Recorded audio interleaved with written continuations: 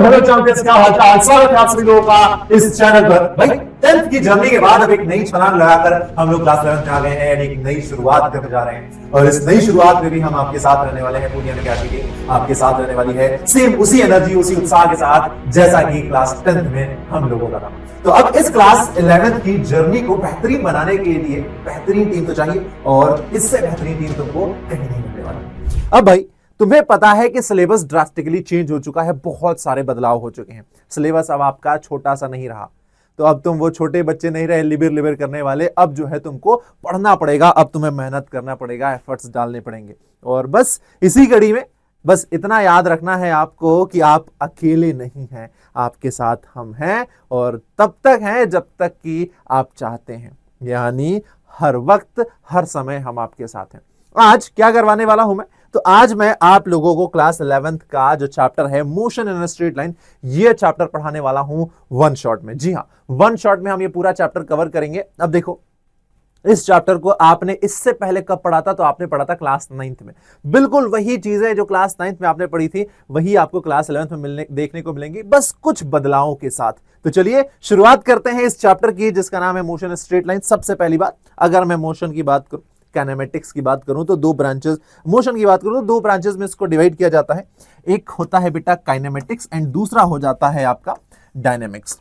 Kinematics मतलब वो branch of physics जो कि ऑब्जेक्ट के मोशन को डील कर रही है without knowing the effect of motion. यानी हमें फर्क नहीं पड़ता है कि ऑब्जेक्ट क्यों मोशन कर रहा है, क्योंकि हमको पता है, हमने क्लास 9 में सेकंड चैप्टर पढ़ा था force and laws of motion, जिसमें हमने डिस्कस किया था कि किसी ऑब्जेक्ट को रेस्ट से मोशन या मोशन से रेस्ट में लाने के लिए एक फोर्स की रिक्वायरमेंट होती है। बट इन काइनेमेटिक्स हम सिर्फ इस बात पे फोकस करते हैं कि ऑब्जेक्ट मोशन कर रहा है, कैसे कर रहा है, कहां कर रहा है, ये हम देखते हैं। लेकिन किस वजह से कर रहा है, कारण क्या है, उसको कंसीडर नहीं करते हैं। तो वो ब्रांच कहलाता है काइनेमेटिक्स। फिर आता है आपका सेकंड ब्रांच, जिसको डायनामिक्स कहा जाता है। ये वो ब्रांच होती है फिजिक्स की जो कि ऑब्जेक्ट के मोशन को तो डील करती है, लेकिन वो मोशन किस वजह से हो रहा है, कॉज क्या है, उस कॉज को भी ये कंसीडर करता है। यानी branch of mechanics which study the motion along with the cause producing the force. भाई फ्रिक्शनल फोर्स की वजह से मोशन हो रहा है, मस्कुलर फोर्स की वजह से हो रहा है, ग्रेविटेशनल फोर्स की वजह से हो रहा है। तो जो भी फोर्स की वजह से मोशन हो रहा है, उस मोशन फोर्स को कंसीडर करते हुए हम यहां पर स्टडी करते हैं ऑब्जेक्ट के मोशन की। बस इतनी सी बात थी। अब देखो आगे बढ़ते हैं, और आप लोगों को यह बताया है क्लास 9 में कि motion and rest are relative term, they are not absolute rest. It means अगर मैं आपसे पूछूं कि क्या मैं अभी एब्सोल्यूट रेस्ट में हूं, द आंसर इज नो, क्योंकि कोई भी ऑब्जेक्ट सेम टाइम पर दो ऑब्जेक्ट्स के लिए माइट बी पॉसिबल कि वो रेस्ट में हो एंड मोशन में भी हो। यानी ऑब्जेक्ट हमेशा परमानेंट रेस्ट में नहीं होता है, हम कहें एब्सोल्यूट रेस्ट में नहीं होता है, और ना ही एब्सोल्यूट मोशन में होता है। It means a same object can be at rest और in motion at the same time for two different observer. यानी मोशन जो है वो ऑब्जर्वर पर डिपेंड करता है। तो हम कह देंगे there is nothing like absolute rest और absolute motion, because motion is a combined property of object and observer. भाई जो चीज मूव कर रही है और जो उसको देख रही है, इन दोनों पर निर्भर करता है कि ऑब्जेक्ट मोशन में है कि नहीं। दैट्स व्हाई हम कहते हैं कि motion is the combined property of object and observer. और देखो भाई, पता कैसे चलेगा कि कोई चीज मोशन कर रही है, आपको रिप्रेजेंट करना पड़ेगा ना, आपको डिफाइन करना पड़ेगा कि ऑब्जेक्ट इज मूविंग। कैसे देखा, मैं बाहर खड़ा हूं, मैं देख रहा हूं कार जा रही है, मैंने देखा, मैंने बताया कार मूव कर रही है। मैं हूं वो जो कि ये बोल रहा है, जो कि बता रहा है कि कोई चीज मूव कर रही है या नहीं। यानी मैं अगर ना रहूं तो कौन बताएगा, कोई नहीं, ऑब्जर्वर, मैं यानी observer. It means motion is only defined with respect to an observer. अब मोशन में हमें कई सारी चीजें डिफाइन करनी होती है कि भाई ऑब्जेक्ट आपका कब मूव कर रहा है, कब मतलब किस समय पर मूव कर रहा है, टाइम कोऑर्डिनेट की जरूरत पड़ती है इसको डिफाइन करने के लिए।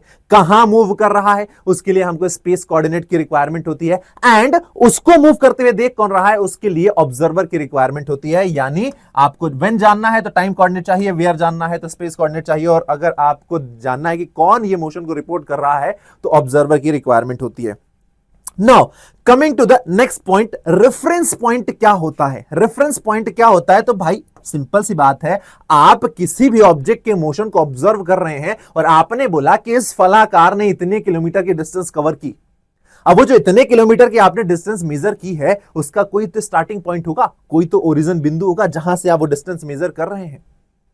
तो वो जो ओरिजिन बिंदु जहां से आप उस ऑब्जेक्ट के मोशन के बारे में इंफॉर्मेशन कलेक्ट कर रहे हैं, that origin, that starting point is known as reference point. So reference point is the point from where measurements are taken, and फिर आता है आपका रेफरेंस फ्रेम।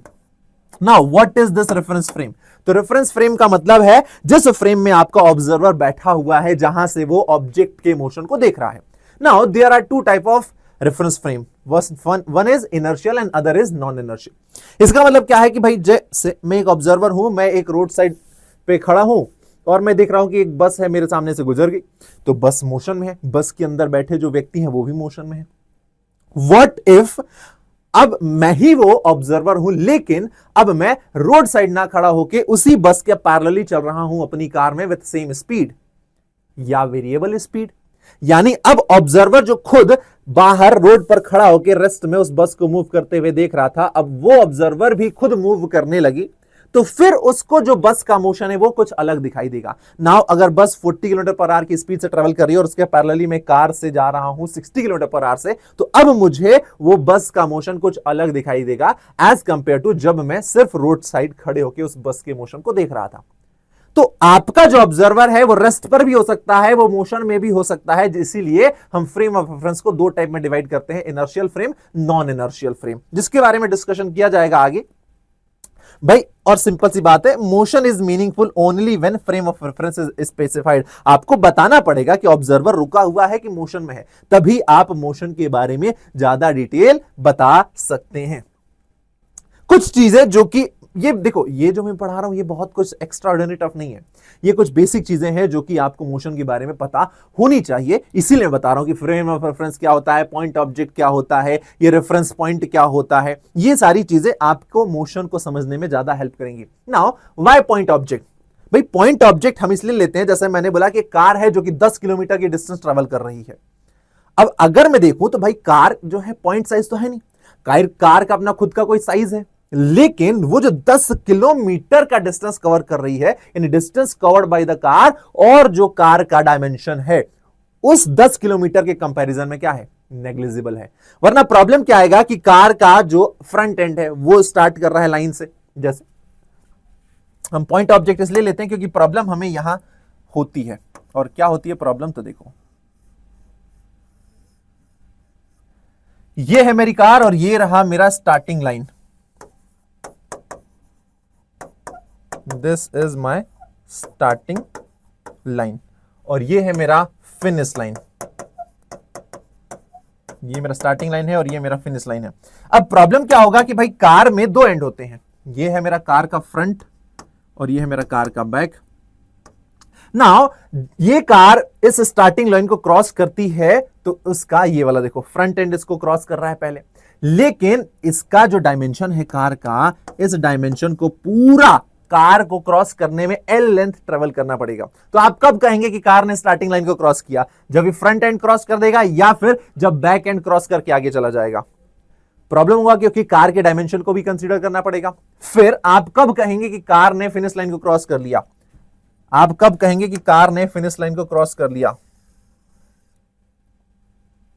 देखो दो सिनेरियो हैं, मैं आपको डायग्राम बनाता हूं और आप बताना कि किस कंडीशन को आप कहेंगे कि कार, कंडीशन 1 को आप कहेंगे कि कार ने फिनिश लाइन को क्रॉस कर लिया, या फिर आप दो पोजीशन है, ये है आपका पॉइंट 1 और पॉइंट 2। आप किस कंडीशन में कहेंगे कि कार ने फिनिश लाइन को क्रॉस कर दिया? जब उसका फ्रंट एंड टच कर रहा है तभी, या फिर जब उसका बैक एंड इस फिनिश लाइन को क्रॉस करके आगे निकल रहा है तब। तो यहां पर कंफ्यूजन क्रिएट होता है। इसीलिए ये कंफ्यूजन क्रिएट ना हो, हम इस कार को एक पॉइंट साइज ऑब्जेक्ट मानते हैं जिसका कोई डायमेंशन नहीं होता है। पॉइंट साइज ऑब्जेक्ट मानते हैं जिसका कोई डायमेंशन नहीं होता, यानी ये रहा एक पॉइंट, इसने इस लाइन को क्रॉस किया और ये इस लाइन के आगे आ गया, ये हो गया आपका starting and finishing point, that's it. तो जब उस ऑब्जेक्ट के द्वारा कवर किया गया डिस्टेंस उस ऑब्जेक्ट के डायमेंशन के कंपैरिजन में अगर हम देखें बहुत ज्यादा होता है, तो हम उस ऑब्जेक्ट को पॉइंट ऑब्जेक्ट लेकर मान चलते हैं, ताकि जो कैलकुलेशन हम कर रहे हैं वो इजी हो जाए। Okay, so anything can be a point object if the dimension of the object are negligible compared to the range of motion involved। जैसे भाई 1000 मीटर का डिस्टेंस कवर कर रहा है ये हॉर्स, और हॉर्स सिर्फ 2 मीटर का है, तो 1000 के कंपैरिजन में 2 तो नेग्लिजिबल है ना, तो हम उस 2 को नेग्लेक्ट करके और उसको एक पॉइंट ऑब्जेक्ट मानेंगे कि ये मेरा पॉइंट ऑब्जेक्ट है। नाउ इतनी बात क्लियर होगी। पॉइंट ऑब्जेक्ट का क्या फंडा है? डायमेंशन क्या होता है सर? तो डायमेंशन वो इंडिपेंडेंट एक कोऑर्डिनेट होता है, एक independent minimum number of independent information होता है जो कि स्पेसिफाई होता है, जरूरत होता है किसी भी पॉइंट को स्पेसिफाई करने के लिए।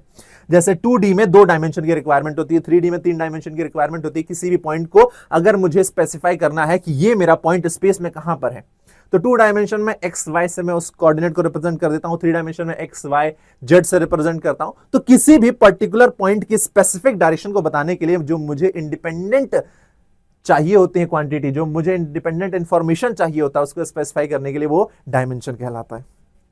ठीक है सर। अच्छा, ये पीपीटी मैं ऐसी क्यों लेकर आया हूं? आप कहोगे तो नेक्स्ट क्लास से मैं आप लोगों को विदाउट पीपीटी लिख के समझा दूंगा, लिख के पढ़ा दूंगा। बट पीपीटी लाने का पर्पस ये है ताकि बहुत टाइम लगा है कंटेंट को बनाने में, इसलिए ताकि आप लोग को ये जो नोट्स हैं ये नोट्स भी मिल जाए और आप लोगों का जो बेसिक्स है उसमें आपको समझने में कोई प्रॉब्लम ना आए, कोई प्रॉब्लम ना आए, आसानी से आप चीजों को समझ लें और वो चीजें लिख लें, ताकि ये नोट्स आपके एग्जाम में आपको काम आने वाले हैं। चाहे आप जिस भी एग्जाम की प्रिपरेशन करें, 11th की प्रिपरेशन कर रहे हो या आप जेईई नीट की प्रिपरेशन कर रहे हो, कंटेंट यही रहता है। जेईई नीट में बस डिफरेंस ये आ जाएगा कि इन्हीं कंटेंट पर जो आपके लेवल ऑफ क्वेश्चन है वो आप एक्स्ट्रा पढ़ रहे हैं, क्वेश्चन आप ज्यादा सॉल्व कर रहे हैं, कंटेंट यही रहने वाला है। ठीक है, नाउ अब हम शुरुआत करते हैं भाई पोजीशन। पॉइंट, पॉइंट क्या है सर? पॉइंट आपको पता है एक कोऑर्डिनेट। अब उस पॉइंट की पोजीशन हमको डिफाइन करनी है, जाननी है, तो हम क्या कहते हैं? To specify the position of a point in a space we need a reference point and a set of axes. भाई एक ऑब्जेक्ट है जो कि मोशन शुरू कर रहा है, अब वो ऑब्जेक्ट के बारे में पहले हमें बताना पड़ेगा कि वो ऑब्जेक्ट कहां पर है, और उसका जो डिस्टेंस है वो हम मेजर करते हैं कहां से? एक ओरिजिन से। यानी हम एक शुरुआती बिंदु लेते हैं, एक स्टार्टिंग पॉइंट लेते हैं और वहां से फिर हम ऑब्जेक्ट के मोशन को कंसीडर करते हैं कि वो कैसे मूव कर रहा है। तो सबसे पहले तो हमें एक ओरिजिन चाहिए होता है जहां से हम उसको मेजरमेंट करते हैं, और दूसरा हमें उस पॉइंट के कोऑर्डिनेट्स को रिप्रेजेंट करने के लिए एक्सेस चाहिए होते हैं कि वो जो मेरा पॉइंट है वो एक्स वाई एक्सेस में मूव कर रहा है या फिर एक्स वाई जेड एक्सेस में मूव कर रहा है, तो मुझे चाहिए होते हैं set of axes. Now motion is change in position with object with time. आपको पता है मोशन का मतलब क्या होता है कि जब भी कोई ऑब्जेक्ट टाइम के साथ अपनी पोजीशन चेंज करता है उसको हम मोशन कहते हैं, और इस तरीके से हम ऑब्जेक्ट को एज अ पॉइंट ऑब्जेक्ट मान के उसके कोऑर्डिनेट्स को रिप्रेजेंट करते हैं, so that it will be very feasible for us to calculate the things that we required in a motion, right? Now इतनी बातें अभी तक जो जानना थी, थोड़ा बहुत बेसिक वही चीज बताई है। अब हम शुरुआत करते हैं इस चैप्टर की, इस चैप्टर के उन टॉपिक्स की जो कि हमारे लिए रिक्वायर्ड है। सबसे पहले आता है distance. Now what is distance? Distance simple सी बात है कि यहां पर ये मेरा एक दोस्त है, मेरा दोस्त है पिंटू, ये पॉइंट ए पर है, ये ए से मूव करते हुए जाता है पॉइंट 2 पर, सॉरी बी पर, बी से मूव करते हुए ये जाता है पॉइंट सी पर, और सी से मूव करते हुए वापस पॉइंट ए पर आ जाता है। इस टाइप से मोशन करता है, ए से गया बी, बी से आया सी, सी से आ गया वापस ए। तो यहां पर पिंटू ने जो एक्चुअल पाथ कवर किया है, एक्चुअल पाथ उसने जो कवर किया है वो कितना कवर किया है? ए से बी से सी से A. This is the actual path length covered by the Pintu, और जो actual path length covered by the object होता है वही आपका कहलाता है डिस्टेंस। यानी distance is the distance covered by a body if the total is the total length of actual path covered. Distance covered by a body is the total length of actual path covered. तो आप इसको major कर लेंगे, आप इस arc की length को major कर लेंगे, आप इस लाइन की लेंथ को मेजर कर लेंगे। यानी अगर आपको इस केस में डिस्टेंस निकालना है तो डिस्टेंस हो जाएगा A B line plus arc B C plus line C A, ये हो जाएगा बेटा आपका डिस्टेंस। वहीं अगर मैं बात करूं डिस्प्लेसमेंट की, तो डिस्प्लेसमेंट क्या होता है? Shortest distance between initial and final point. मैं बात करूं, ऑब्जेक्ट ने मोशन स्टार्ट किया था पॉइंट ए से, पॉइंट बी पर गया, सी पर गया, वापस ए पर आ गया, यानी इनिशियल एंड फाइनल पॉइंट दोनों सेम हो गए। और ऑब्जेक्ट का अगर initial and final point same है तो डिस्प्लेसमेंट हो जाएगा जीरो, क्योंकि displacement is the shortest distance between initial and final point. So हम डिफाइन करेंगे, displacement is a vector form of initial to the final position along a straight line, या हम कह सकते हैं shortest distance between initial and final point. और अगर आपका दोनों पॉइंट सेम है तो डिस्प्लेसमेंट आपका जीरो हो जाएगा। Now displacement is a vector quantity which require both magnitude as well as direction for its representation। और अब हम 1D मोशन के बाद 2D मोशन में जंप करेंगे तो वहां पर ऑब्जेक्ट हमारा दो डायरेक्शंस में मोशन कर रहा होगा और इसीलिए हमें वेक्टर्स की रिक्वायरमेंट होगी। तो जैसे यहां पर पोजीशन एंड डिस्प्लेसमेंट वेक्टर का मतलब क्या है? Position vector is the position of the point in a space with respect to reference point. तो किसी भी पॉइंट का मुझे पोजीशन डिफाइन करना है, जैसे ये एक पॉइंट P है और ये एक पॉइंट R है, इसका जो पोजीशन है R1 और इसका जो पोजीशन वेक्टर है R2 वेक्टर। पॉइंट P जो है, पॉइंट P की पोजीशन ओरिजिन से क्या है? पॉइंट P की पोजीशन जो है, पॉइंट P1 की जो पोजीशन है वो ओरिजिन से है R1 वेक्टर, जिसको हम रिप्रेजेंट करेंगे x i cap plus y x1 i cap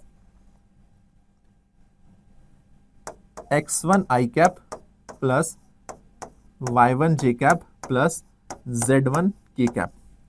ये है मेरी पॉइंट P का पोजीशन वेक्टर, यानी ये मैं रिप्रेजेंट कर रहा हूं कि ओरिजिन से कितनी दूरी पर है। x एक्सिस में x1 डिस्टेंस है उसका, y एक्सिस में y1 डिस्टेंस पर और z एक्सिस में z1 डिस्टेंस पर वो हमारा पॉइंट है।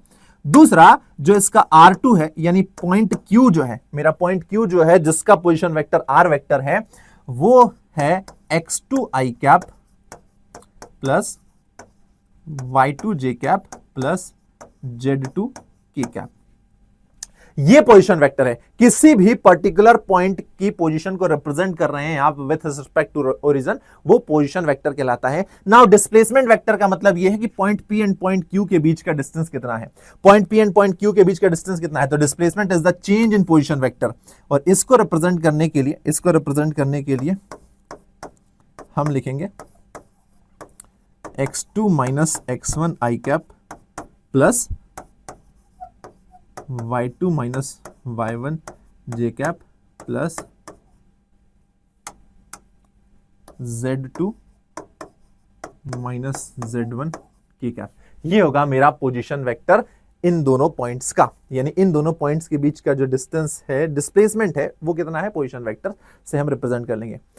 अब आपसे कई बार चीजें पूछी जाती हैं कि भाई ये जो डिस्टेंस एंड डिस्प्लेसमेंट है, अगर मुझे कर्व्ड पाथ में निकालना हो तो इसका मतलब क्या है, यानी डिस्टेंस डिस्प्लेसमेंट को नहीं समझ में आया, थोड़ा और समझाइए। तो सिंपल सी बात है, मेरा एक ऑब्जेक्ट है जो कि इनिशियली पॉइंट ए पर था, पॉइंट ए से ट्रेवल करते हुए वो पॉइंट बी पर पहुंच गया है। इस केस में अगर मैं बात करूं कि ऑब्जेक्ट ने कितना डिस्टेंस कवर किया, तो यू कैन क्लियरली फाइंड कि भाई डिस्टेंस जो होता है वो एक्चुअल पाथ लेंथ होता है, और ऑब्जेक्ट जो है इस पाथ को फॉलो कर रहा है। ऑब्जेक्ट इस पाथ को फॉलो करके जा रहा है, तो हम क्लियरली कह सकते हैं that the distance is equal to length of arc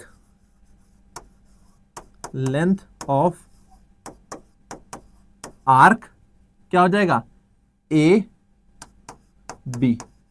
जो ए बी आर्क है, इस ए बी आर्क का आप लेंथ फाइंड कर लोगे तो वो आपका डिस्टेंस होगा। और आर्क कैसे निकालते हैं, एंगल बराबर आर्क अपॉन रेडियस होता है। तो यहां पर पूरा जो एंगल बन रहा है θ/2 प्लस θ/2 थीटा होता है, तो एंगल बराबर आर्क अपॉन रेडियस, यानी ए बी अपॉन आर। तो यहां से जो मेरा आर्क आया,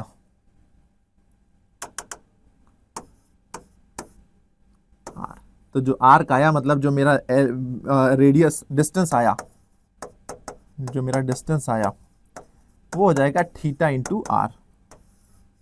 theta is angle sustained by this arc और R is the radius.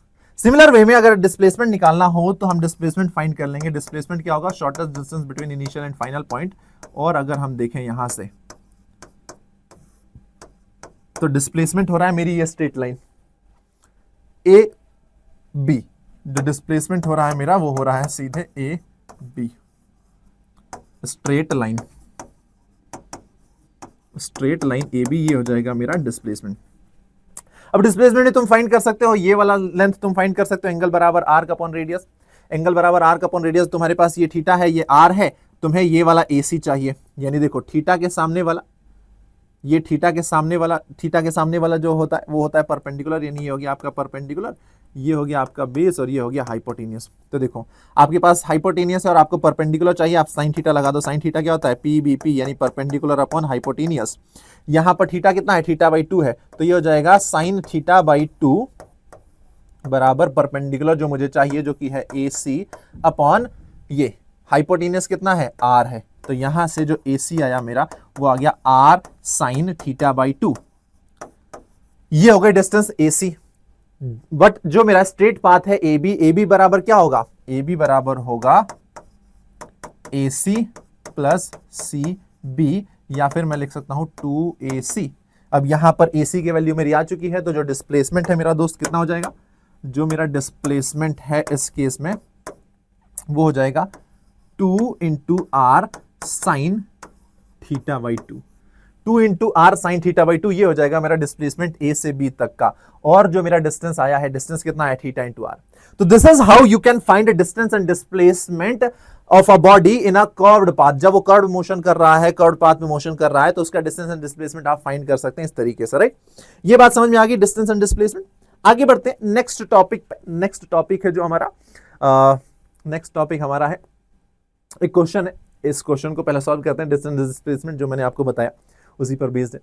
Question क्या कह रहा है, क्वेश्चन हमसे कहता है an object moves along the grid through the point A, B, C, D, E and F as shown in the figure.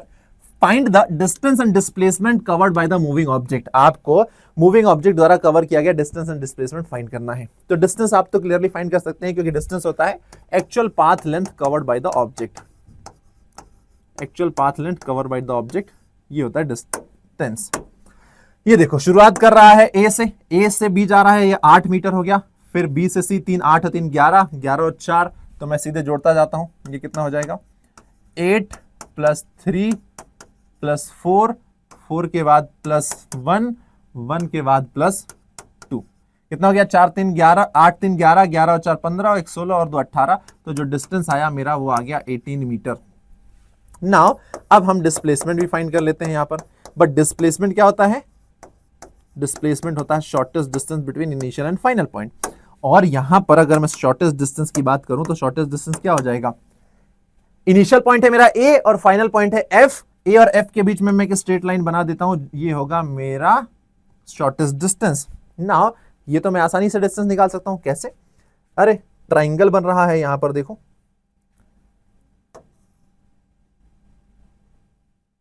Right. ये अगर 3 सेंटीमीटर है तो ये भी 3 सेंटीमीटर होगा। ये A है, मैं इसको नाम दे देता हूं, इसको मैं नाम देता हूं PQ, इसको नाम देता हूं R, और ये हो गया मेरा S। नहीं यहां पर है पॉइंट ऑलरेडी है नाम, बस मैं इसको नाम देता हूं P। अब देखो तो एक ट्राइंगल बन रहा है A, P और D। एक ट्राइंगल बन रहा है आपका A, P, D, और एक ट्राइंगल बन रहा है आपका D, E, F, ये बन रहा है। और जो डिस्प्लेसमेंट है आपका एक्चुअल में वो डिस्प्लेसमेंट कितना है, तो डिस्प्लेसमेंट बेटा AD प्लस DF, यानी जो डिस्प्लेसमेंट है वो है AF। AF को हम लिख सकते हैं, AF को हम लिख सकते हैं AD प्लस DF, राइट। अब अगर मुझे AD फाइंड करना है, तो ये 3 सेंटीमीटर है, ये पूरा है 8 सेंटीमीटर। 8 में से ये 4 सेंटीमीटर इधर चला गया, तो ये बचा जो 4 सेंटीमीटर बचा। ये पूरा 8 था बेटा, 8 में से 4 सेंटीमीटर इधर चला गया, बचेगा 4, और ये 3, 4 और 3 मैंने पाइथागोरस लेके सॉल्व कर दिया, ये आ जाएगा मेरा 5 सेंटीमीटर। यानी जो AD है मेरा वो कितना आ गया, AD मेरा आ गया 5 सेंटीमीटर प्लस।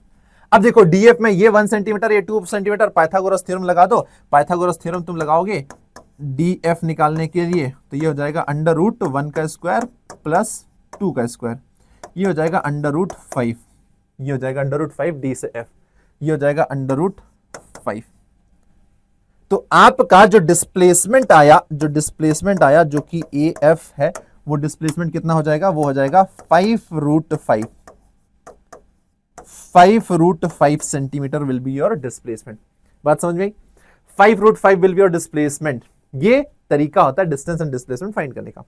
ओके साहब, समझ में आ गई बात। अब आते हैं coming to the next topic, that is speed, और उसके बाद हम पढ़ेंगे वेलोसिटी।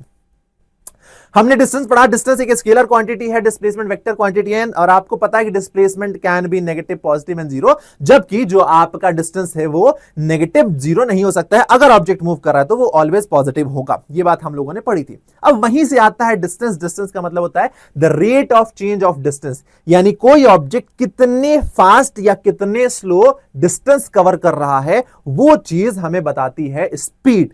यानी कोई ऑब्जेक्ट अगर सेम टाइम में ज्यादा डिस्टेंस कवर कर रहा है, वहीं कोई दूसरा ऑब्जेक्ट सेम टाइम में कम डिस्टेंस कवर कर रहा है, तो हम कह देंगे पहले ऑब्जेक्ट की स्पीड ज्यादा थी, दूसरे ऑब्जेक्ट की स्पीड कम है, क्योंकि पहला ऑब्जेक्ट ज्यादा तेजी से डिस्टेंस कवर कर रहा है as compare to the second object. So speed is defined as the distance covered per unit time. Speed is defined as the distance covered per unit time. Formula आपका simple हो जाएगा, speed बराबर distance upon time. Speed scalar quantity है, represent करने के लिए कोई आपको मैग्नीट्यूड नहीं चाहिए, कोई यहां सिर्फ डायरेक्शन नहीं, कोई डायरेक्शन नहीं चाहिए, only magnitude is required to represent the speed. Unit की बात करें तो डिस्टेंस अपॉन टाइम, डिस्टेंस की यूनिट होती है मीटर, टाइम की यूनिट होती है सेकंड, तो यूनिट हो जाएगी मीटर पर सेकंड, और स्पीड को जनरली हम यूनिट रखते हैं मीटर सेकंड या फिर मीटर पर सेकंड या फिर kilometre per our. And you know कि किलोमीटर पर आवर को अगर मीटर पर सेकंड में कन्वर्ट करना है तो आप 5/18 का मल्टीप्लाई कर देते हैं। 5/18 मीटर पर सेकंड पहली चीज। अगर आपको मीटर पर सेकंड को किलोमीटर में कन्वर्ट करना है तो आप 18/5 का मल्टीप्लाई कर देंगे, यानी 1 मीटर पर सेकंड बराबर होता है 18/5 किलोमीटर पर आवर। ये आपको बेसिक पता है, जिससे कि आप कैलकुलेशन कर सकते हैं। Now coming to the speed, speed के डिफरेंट टाइप्स होते हैं on the basis of time. हम बात करें स्पीड तो दो टाइप का होता है, एवरेज स्पीड और इंस्टेंटेनियस स्पीड।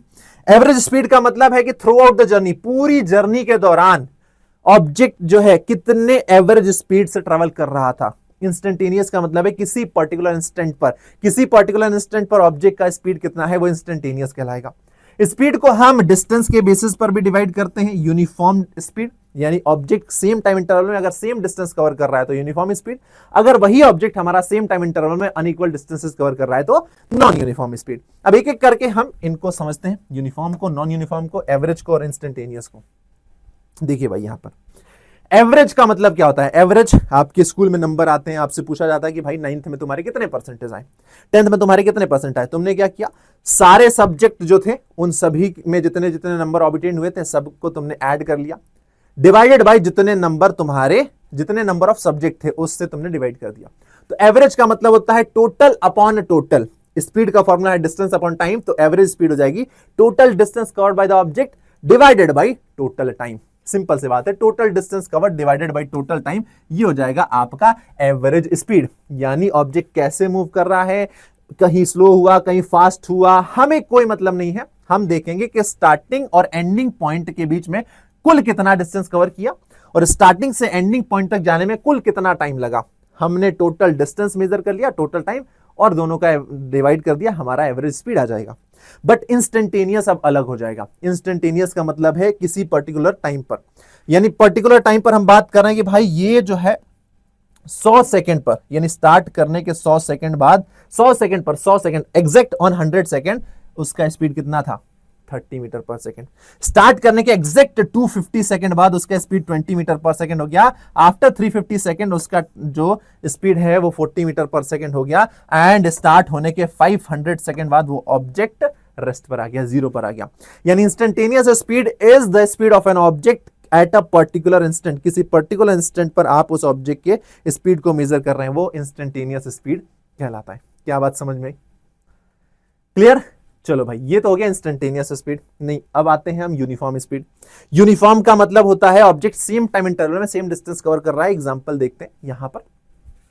अगर तुम देखो शुरू के 100 सेकंड में ऑब्जेक्ट ने 400 मीटर की डिस्टेंस कवर की, फिर अगले 100 सेकंड में ऑब्जेक्ट ने फिर से सेम वही 400 मीटर की डिस्टेंस कवर की, फिर अगले 100 सेकंड में ऑब्जेक्ट ने 400 मीटर की डिस्टेंस कवर की, और अगले 100 सेकंड में फिर से 400 मीटर, और अगले 100 सेकंड में ऑब्जेक्ट ने 400 मीटर की डिस्टेंस कवर की। यानी सेम टाइम इंटरवल में same distance, same time interval में same distance, same time interval में सेम डिस्टेंस, मतलब अगर ऑब्जेक्ट आपका सेम टाइम इंटरवल में सेम डिस्टेंस ट्रेवल करता है तो हम उसको कहेंगे यूनिफॉर्म स्पीड से मोशन कर रहा है, और उस समय जो ऑब्जेक्ट का स्पीड है वो क्या होगा, कांस्टेंट होता है। कांस्टेंट होता है तभी तो सेम टाइम में सेम डिस्टेंस कवर करेगा। वही नॉन यूनिफॉर्म, बात से ही समझ में आ रहा है। मैं बात करूं तो पहले 100 सेकंड में इसने 300 मीटर की डिस्टेंस कवर की, अगले 100 सेकंड में इसने 500 मीटर की डिस्टेंस कवर की, अगले 100 सेकंड में इसने 800 मीटर की डिस्टेंस कवर की, अगले 100 सेकंड में 600 मीटर, और फिर अगले 100 सेकंड में इसने 200 मीटर। यानी टाइम इंटरवल मैंने सेम रखा, लेकिन पहले 300, फिर 500, फिर 800, फिर 600, 200 अनइवन है। सेम टाइम इंटरवल में अगर ऑब्जेक्ट अलग अलग डिस्टेंसेस कवर करता है तो हम कहेंगे वो ऑब्जेक्ट नॉन यूनिफॉर्म मोशन कर रहा है। इसका मतलब उसका जो स्पीड है वो फिक्स नहीं है, वो वेरी कर रहा है। जैसे आप मार्केट में जाते हैं तो मार्केट में जब भीड़ होती है तो आपकी स्पीड स्लो हो जाती है आपकी बाइक की, फिर जैसे ही थोड़ा सा खाली रास्ता मिलता है आप स्पीड बढ़ाते हो, फिर वापस भीड़ मिलती है आप स्लो हो जाते हो, फिर वापस बढ़ाते हो, तो बार बार आपकी स्पीड बदल रही है। लेकिन वही जब आप हाईवे पर जाते हो तो कोई भीड़ नहीं है, आप एक कांस्टेंट स्पीड से चल रहे हो, आपकी गाड़ी 70 की स्पीड से चल रही है, तो वो यूनिफॉर्म है। मार्केट में नॉन यूनिफॉर्म, राइट? बात समझ में आ गई? आ जाओ, एक क्वेश्चन आ गया, इस क्वेश्चन को सॉल्व करते हैं। आपसे कह रहा है कि man travel from A to B with a speed 20 metre per second, from B to C with a speed 40 meter per second, and he come back from C to A with a speed 60 meter per second. The average speed of this entire journey. Average speed आपको find करनी है। ए से B तक जा रहा है, B से सी तक, सी से डी तक, ओके। एवरेज स्पीड फाइंड करनी है। चलो साहब, एवरेज स्पीड में फाइंड कर लेता हूं। तो देखो, एवरेज स्पीड का फॉर्मूला क्या होता है? पहली बात तो एवरेज स्पीड का जो फॉर्मूला है वो होता है मेरा टोटल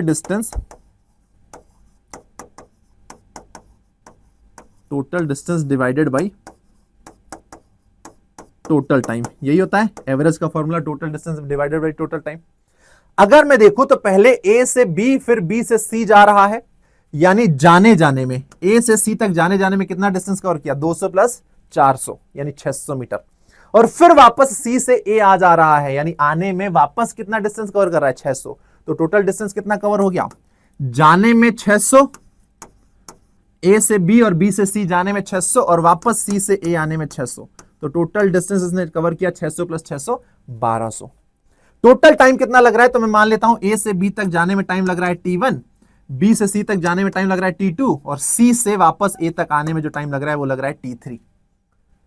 अब मैं T1, T2, T3 निकाल लूं तो मेरा टोटल टाइम आ जाएगा T1 plus T2 plus T3।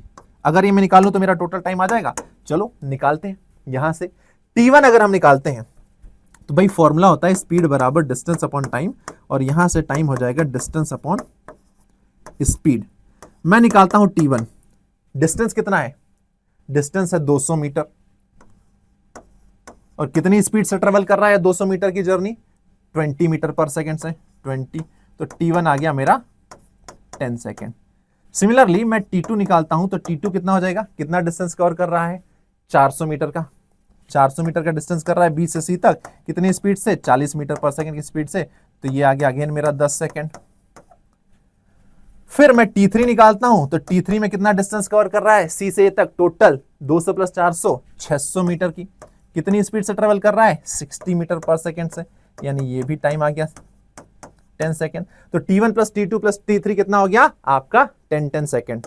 तो जो मेरा एवरेज स्पीड आया यहां से वो कितना हो जाएगा? 600 प्लस 600 1200 डिवाइडेड बाई 30। ये 0 से 0 कैंसिल, और ये हो गया 40 मीटर पर सेकेंड। तो जो average speed I through out the journey वो कितनी आई? 40 मीटर पर सेकेंड। बात समझ में आई आप लोगों को? कैसे करने हैं आपको ये सवाल। अब आगे बढ़ते हैं और बात करते हैं नेक्स्ट टॉपिक पे, उसमें हमसे क्या बोला गया है।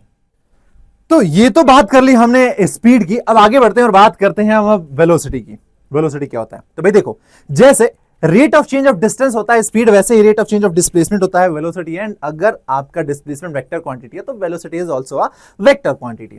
तो हो जाएगा rate of change of position in a given direction, जिससे हम क्या कहेंगे? इस चीज को ही हम डिस्प्लेसमेंट कहेंगे। तो rate of change of displacement of an object is known as velocity. ये हो जाएगा आपका formula displacement upon time. Displacement vector quantity होता है, इसलिए वेलोसिटी वेक्टर क्वांटिटी होगा, उसको मेजर करेंगे हम same unit metre per second में, और इसकी यूनिट मीटर पर सेकंड या फिर किलोमीटर पर आवर भी हो सकती है। सॉरी, अगर बड़ी स्पीड बड़े यूनिट में लिखना है तो किलोमीटर पर आवर लिखेंगे। वेलोसिटी के दो टाइप्स होते हैं बेस्ड ऑन द टाइम, जैसे कि हमने स्पीड में देखा था। टाइम के बेसिस पर हम वेलोसिटी को दो पार्ट्स में डिवाइड करते हैं, एक होता है एवरेज वेलोसिटी यानी total displacement divided by total time, and दूसरा होता है इंस्टेंटेनियस यानी किसी पर्टिकुलर इंस्टेंट पर ऑब्जेक्ट की वेलोसिटी कितनी है।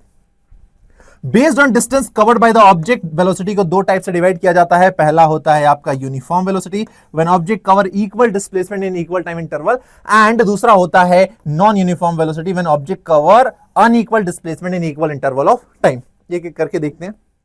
देखो भाई, एवरेज वेलोसिटी, आपका ऑब्जेक्ट यहां पर मोशन कर रहा है ना स्ट्रेट पाथ, क्योंकि हमारा चैप्टर का नाम ये motion straight path straight line, इसका मतलब जो डिस्टेंस है वो डिस्प्लेसमेंट के बराबर होगा। तो जितना भी ऑब्जेक्ट ने यहां पर डिस्प्लेसमेंट कवर किया है वो टोटल नेट डिस्प्लेसमेंट आपने निकाल दिया, और आपने टोटल टाइम कितना लग रहा है इनिशियल से फाइनल पॉइंट तक जाने में वो टाइम निकाल दिया, तो आपका एवरेज वेलोसिटी आ जाएगा, जो कि सिमिलर है एवरेज स्पीड की तरह। अगर आपका ऑब्जेक्ट स्ट्रेट पाथ में मोशन कर रहा है तो average speed and average velocity आपका सेम होगा for two fix point. Instantaneous velocity की बात करूं तो जैसे यहां पर 0 सेकंड पर ऑब्जेक्ट की वेलोसिटी कितनी थी, 0 मीटर पर सेकंड। 100 सेकंड पर ऑब्जेक्ट की वेलोसिटी हमने निकाल ली, हमने 350 सेकंड पर ऑब्जेक्ट की वेलोसिटी फाइंड की, हमने 350 सेकंड पर ऑब्जेक्ट की वेलोसिटी फाइंड की, 500 सेकंड पर ऑब्जेक्ट की वेलोसिटी हमने फाइंड की। तो किसी पर्टिकुलर इंस्टेंट पर, उस पर्टिकुलर टाइम इंटरवल पर, उस पर्टिकुलर टाइम पर आप ऑब्जेक्ट की वेलोसिटी देख रहे हैं, उसको कहा जाता है इंस्टेंटेनियस वेलोसिटी। फिर आता है एवरेज वेलोसिटी। तो देखो, ये आपका ऑब्जेक्ट इनिशियल 100 सेकंड में 400 मीटर का डिस्टेंस कवर कर रहा है, डिस्प्लेसमेंट कर रहा है, फिर नेक्स्ट 100 सेकंड में 400 मीटर का डिस्प्लेसमेंट, फिर नेक्स्ट 100 सेकंड में 400 मीटर का डिस्प्लेसमेंट, फिर नेक्स्ट 100 सेकंड में 400 मीटर का डिस्प्लेसमेंट। यहां पर हम डिस्प्लेसमेंट इसलिए बोल रहे हैं क्योंकि हम वेलोसिटी फाइंड कर रहे हैं। अगर हम स्पीड फाइंड कर रहे होते तो हम डिस्प्लेसमेंट की जगह डिस्टेंस बोलते। बात समझ में आई? ये एवरेज हो गया। नॉन यूनिफॉर्म का मतलब है भाई सेम टाइम इंटरवल में अलग अलग डिस्टेंसेस डिस्प्लेसमेंट कवर कर रहा है। ये सिंपल सा फंडा। नाउ एक क्वेश्चन हमसे क्या कहता है, देखो एक चीज मैं आपको बता दूं कि class 11th is more about solving problems. जितने ज्यादा से ज्यादा क्वेश्चन आप सॉल्व करते हैं, जितने ज्यादा से ज्यादा न्यूमेरिकल सॉल्व करते हैं, वो आपके कॉन्सेप्ट्स को स्ट्रॉन्ग करेंगे, क्योंकि कॉन्सेप्ट कुछ बहुत ज्यादा नहीं है, आपके कॉन्सेप्ट टॉपिक बहुत कम है, लेकिन क्वेश्चंस बहुत ज्यादा होते हैं, और इसलिए क्वेश्चन प्रैक्टिस बहुत जरूरी है। वही मैं बार बार हर टॉपिक के बाद आपको एक क्वेश्चन करवा रहा हूं। क्वेश्चन बोला है, person walks 40 metre towards east with a speed 2 metre per second and walk 30 metre towards north with a speed 1.5 meter, the average velocity of this journey। Simple सा क्वेश्चन है, हमको एवरेज वेलोसिटी फाइंड करना है, तो average velocity हो जाएगा total displacement divided by total time. Total displacement divided by total time. अब देखो, डिस्प्लेसमेंट टोटल हम कैसे फाइंड करेंगे, तो डिस्प्लेसमेंट होता है इनिशियल एंड फाइनल पॉइंट के बीच का डिस्टेंस। ये रहा इनिशियल पॉइंट और ये रहा हमारा फाइनल पॉइंट। ऑब्जेक्ट पहले यहां जा रहा है, फिर ऐसे जा रहा है, तो आप सिंपली पाइथागोरस थ्योरम लगा के सॉल्व कर सकते हो। ये 40 है, 30 है, 40 का स्क्वायर कितना हो गया, ये हो गया 40 का स्क्वायर 1600, 30 का स्क्वायर हो गया 900, दोनों हो गया 2500। इसको आपने सॉल्व कर लिया पाइथागोरस थ्योरम लगा के, तो ये आ गया 50 मीटर, यानी डिस्प्लेसमेंट हो रहा है हमारा 50 मीटर। टाइम कितना लग रहा है, तो यहां से यहां जाने में 2 मिनट 2 सेकेंड टाइम कितना लग रहा है, टाइम हम यहां पे फाइंड कर लेते हैं। तो देखो, टाइम अगर हम फाइंड करें यहां पर, तो स्पीड बराबर डिस्टेंस अपॉन टाइम, यहां से टाइम जो है वो हो जाएगा हमारा डिस्टेंस अपॉन स्पीड। हम T1 निकाल लेते हैं, यानी इस पॉइंट को नाम लेते हैं O से E तक जाने में टाइम लग रहा है T1, और E से B तक जाने में टाइम लग रहा है T2। E से B तक टाइम लग रहा है T2, ठीक है। तो मैंने T1 निकाला, 40 मीटर का डिस्टेंस कवर कर रहा है, कितनी स्पीड से, 2 मीटर पर सेकेंड की स्पीड से। तो यहां पर टाइम आपका लग रहा है 20 सेकेंड्स। सिमिलरली मैंने T2 निकाला, तो 30 मीटर की डिस्टेंस कवर कर रहा है with speed 1.5 metre per second, तो यहां पर टाइम लग रहा है 20 सेकेंड। तो टोटल टाइम कितना हो गया, 20 + 20, 20 + 20। जो एवरेज वेलोसिटी यहां से मेरा निकल कर आया, एवरेज वेलोसिटी वो हो गया 50/40 या फिर 5/4 मीटर पर सेकेंड। ये तो आ गई हमारी वेलोसिटी का मैग्नीट्यूड, बट डायरेक्शन क्या है, तो डायरेक्शन देखो, ये रही डायरेक्शन।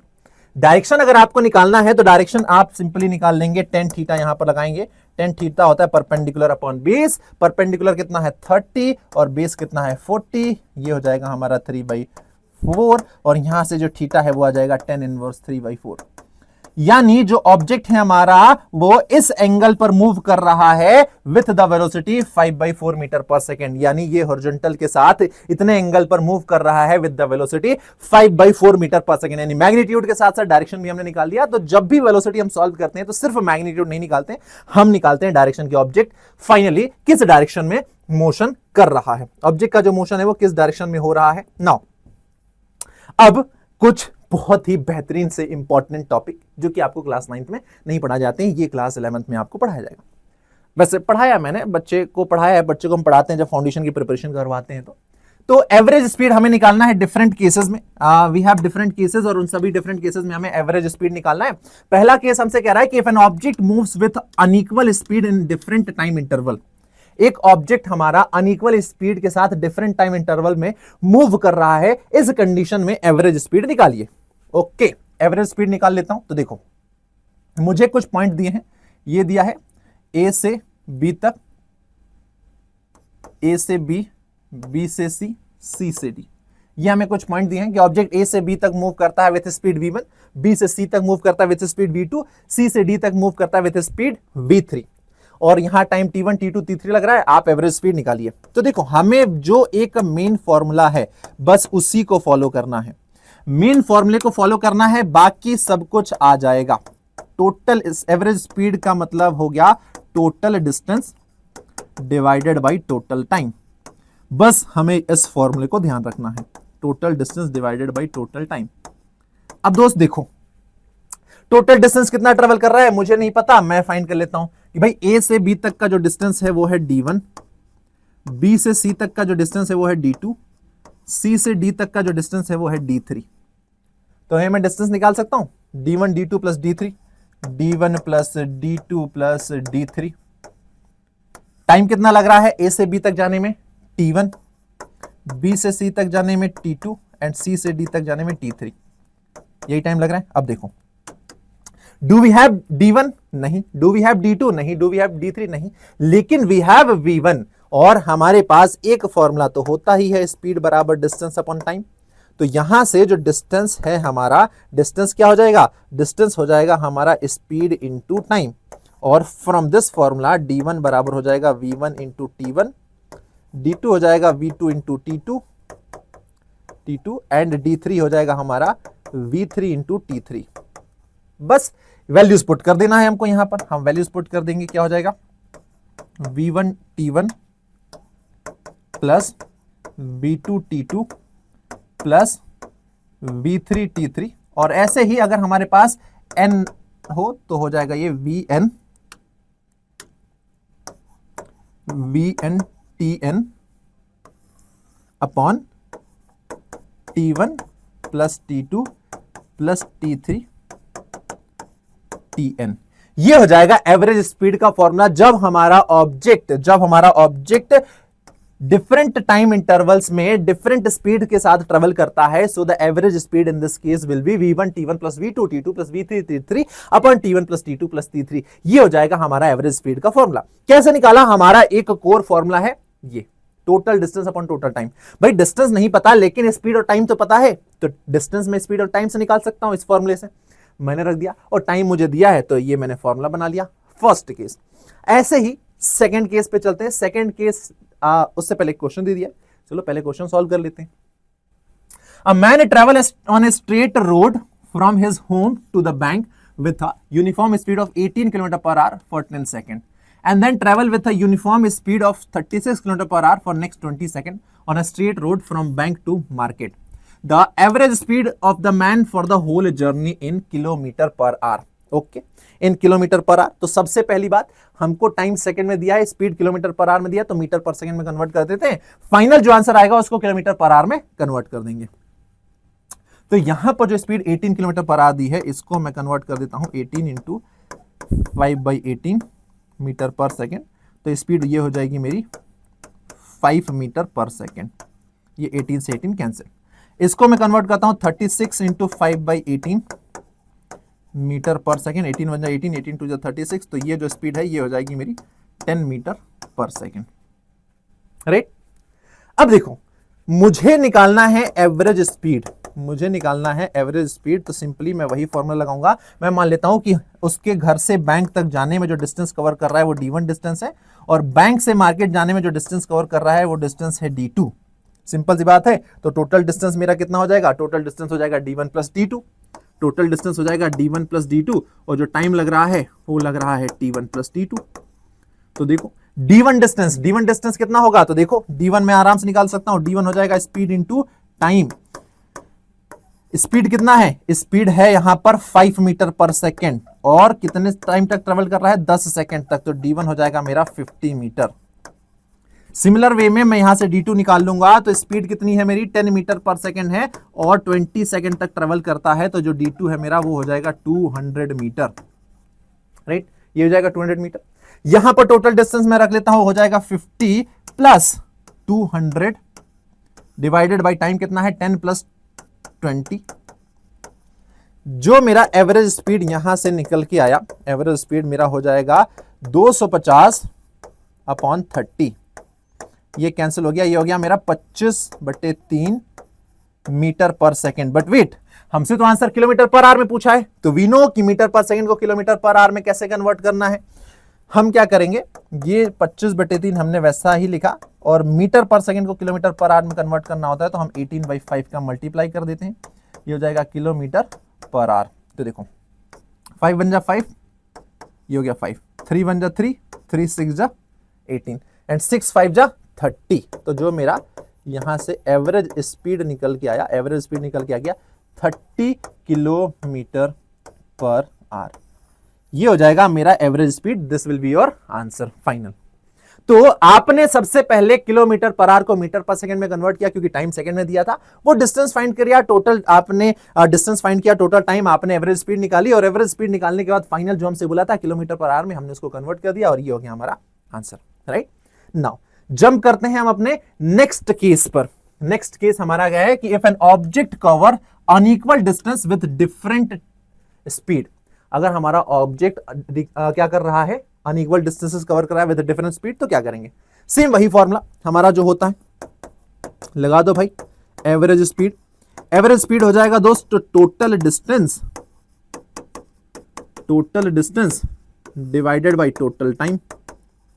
अब अगर मैं यहां पर देखूं तो मेरे पास डिस्टेंस है, मेरे पास वेलोसिटीज हैं, but I don't have time. तो टाइम कैसे निकालूंगा? तो मैं टाइम आराम से निकाल सकता हूं। मैं मान लेता हूं यहां से ये पॉइंट बी सी डी, यहां से यहां तक जाने में लग रहा है टाइम t1, ये टाइम लग रहा है t2, ये टाइम लग रहा है t3। We have formula speed बराबर डिस्टेंस अपॉन टाइम, और इस फॉर्मूले से टाइम हो जाएगा डिस्टेंस अपॉन स्पीड। देखो यहां पर हम पुट कर देते हैं, एवरेज स्पीड वाला फॉर्मूला लगाते हैं। टोटल डिस्टेंस कितना है? s1 plus s2 plus s3।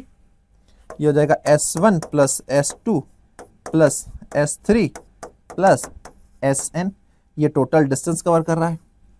Time यहां से देखो t1 कितना हो जाएगा? t1 हो जाएगा, अगर मैं इस फॉर्मूले का यूज करके मैं t1 निकालूं तो t1 हो जाएगा मेरा डिस्टेंस, यानी s1 अपॉन v1, t2 हो जाएगा मेरा s2 अपॉन v2, और सो ऑन। तो यहां पर मैं टाइम की जगह क्या रख दूंगा? टाइम की जगह मैं रखूंगा s1 upon v1 plus s2 upon v2 plus s3 upon v3 sn upon vn।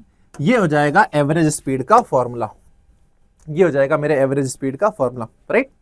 Then अब अगर डिस्टेंसेस इक्वल दी हैं तो आप s यहां से कॉमन ले लो, s यहां से कॉमन ले लो, कॉमन लेके कट हो जाएगा, और फिर आप इसको फर्दर सॉल्व कर सकते हो। तो ये रहा आपका सेकंड केस। अब देखते हैं इस केस पे भी क्वेश्चन है क्या? हाँ, इस केस पे भी हमारे पास क्वेश्चन है, सॉल्व करते हैं। इस केस पे जो क्वेश्चन है हमसे कह रहा है particle moves along a straight line path, it cover 1/3 of the total distance with speed 10 metre per second, next 1/3 with a speed 20 metre per second, and the remaining distance with speed 60 metre per second. Find average speed. Okay, तो average speed हम निकालते हैं भाई। ये हो गया हमारा average speed. Total distance कितना हो जाएगा? ये 1/3 है, ये 1/3 है, ये 1/3 है, यानी x/3 plus x/3 plus x/3 कितना हो गया टोटल? ये हो गया हमारा total distance x। Divided by time. अब देखो यहां पर टाइम है हमारा t1, t1 होता है क्या हो जाएगा, t1 होता है डिस्टेंस अपॉन स्पीड। डिस्टेंस कितना है x/3 और स्पीड है 10, तो x/30। t2 जो है हमारा कितना हो जाएगा, डिस्टेंस कितना है x/3 और स्पीड है हमारा 20, और t3 हो जाएगा डिस्टेंस है हमारा x/3 और स्पीड है 60। ये मेरा टाइम हो गया। टाइम हो जाएगा x/30 plus x/20 into 3 60 plus x/36 18 180। ये हो क्या, यहां से नीचे से मैंने x कॉमन ले लिया, ऊपर से x कॉमन ले लिया, मेरा x कैंसिल हो गया, तो देखो क्या बचेगा, कैसे लिया बता देता हूं। ये x है, यहां से मैंने x कॉमन ले लिया, 1/10 सॉरी 1/10 नहीं 1/30, इट्स 1/30 प्लस 1/60 प्लस 1/180, ये x कैंसिल हो गया।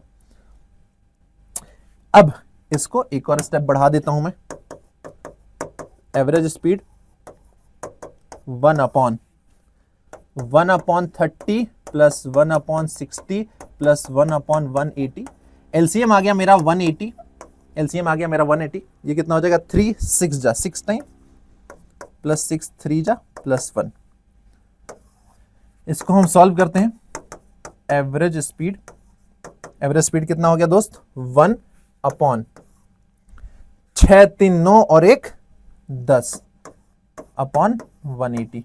ये 180 ऊपर चला जाएगा, ये हो जाएगा 180 डिवाइडेड बाई 10 और ये हो जाएगा हमारा 18 मीटर पर सेकेंड। यानी इस केस में जो हमारा एवरेज स्पीड आया है for this whole journey will be 18 metre per second. For this whole journey the average speed will be 18 metre per second. समझ में आया कैसे सॉल्व किया? वही हमारा एक core formula, total distance divided by total time, बस उसको फॉलो करना है, सारे क्वेश्चन सॉल्व हो जाएंगे। आगे बढ़ते हैं। ओके, डिफरेंशिएशन वाला क्वेश्चन है लाला, एक करेंगे इसको। Position of a particle changes with the time as this, find the magnitude of the following. आपको वेलोसिटी निकालनी है t बराबर 5 सेकेंड पर। तो सबसे पहली बात, ये हमको डिस्प्लेसमेंट दिया हुआ है x, जो कि दिया हुआ है 2t² प्लस 3t प्लस 4। ये हमें डिस्प्लेसमेंट दिया हुआ है। अगर हम इसका डिफरेंशिएशन कर दे तो हमें वेलोसिटी मिल जाएगा, यानी हम dx upon dt with t इसको एक बार डिफरेंशिएट कर दे तो वी विल गेट वेलोसिटी। इसको टाइम के रेस्पेक्ट में डिफरेंशिएट करेंगे तो 2 2 जा 4t प्लस 3, ये हो जाएगा हमारा वेलोसिटी। 4t प्लस 3 ये हो जाएगा हमारा वेलोसिटी। नाउ हमसे पूछा है वेलोसिटी एट t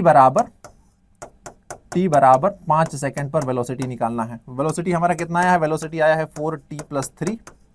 वेलोसिटी हमारा हो जाएगा t बराबर 5 सेकेंड पर, यहां पर है 4 इंटू 5 और प्लस 3, तो हमारा वेलोसिटी हो जाएगा 23 मीटर पर सेकेंड।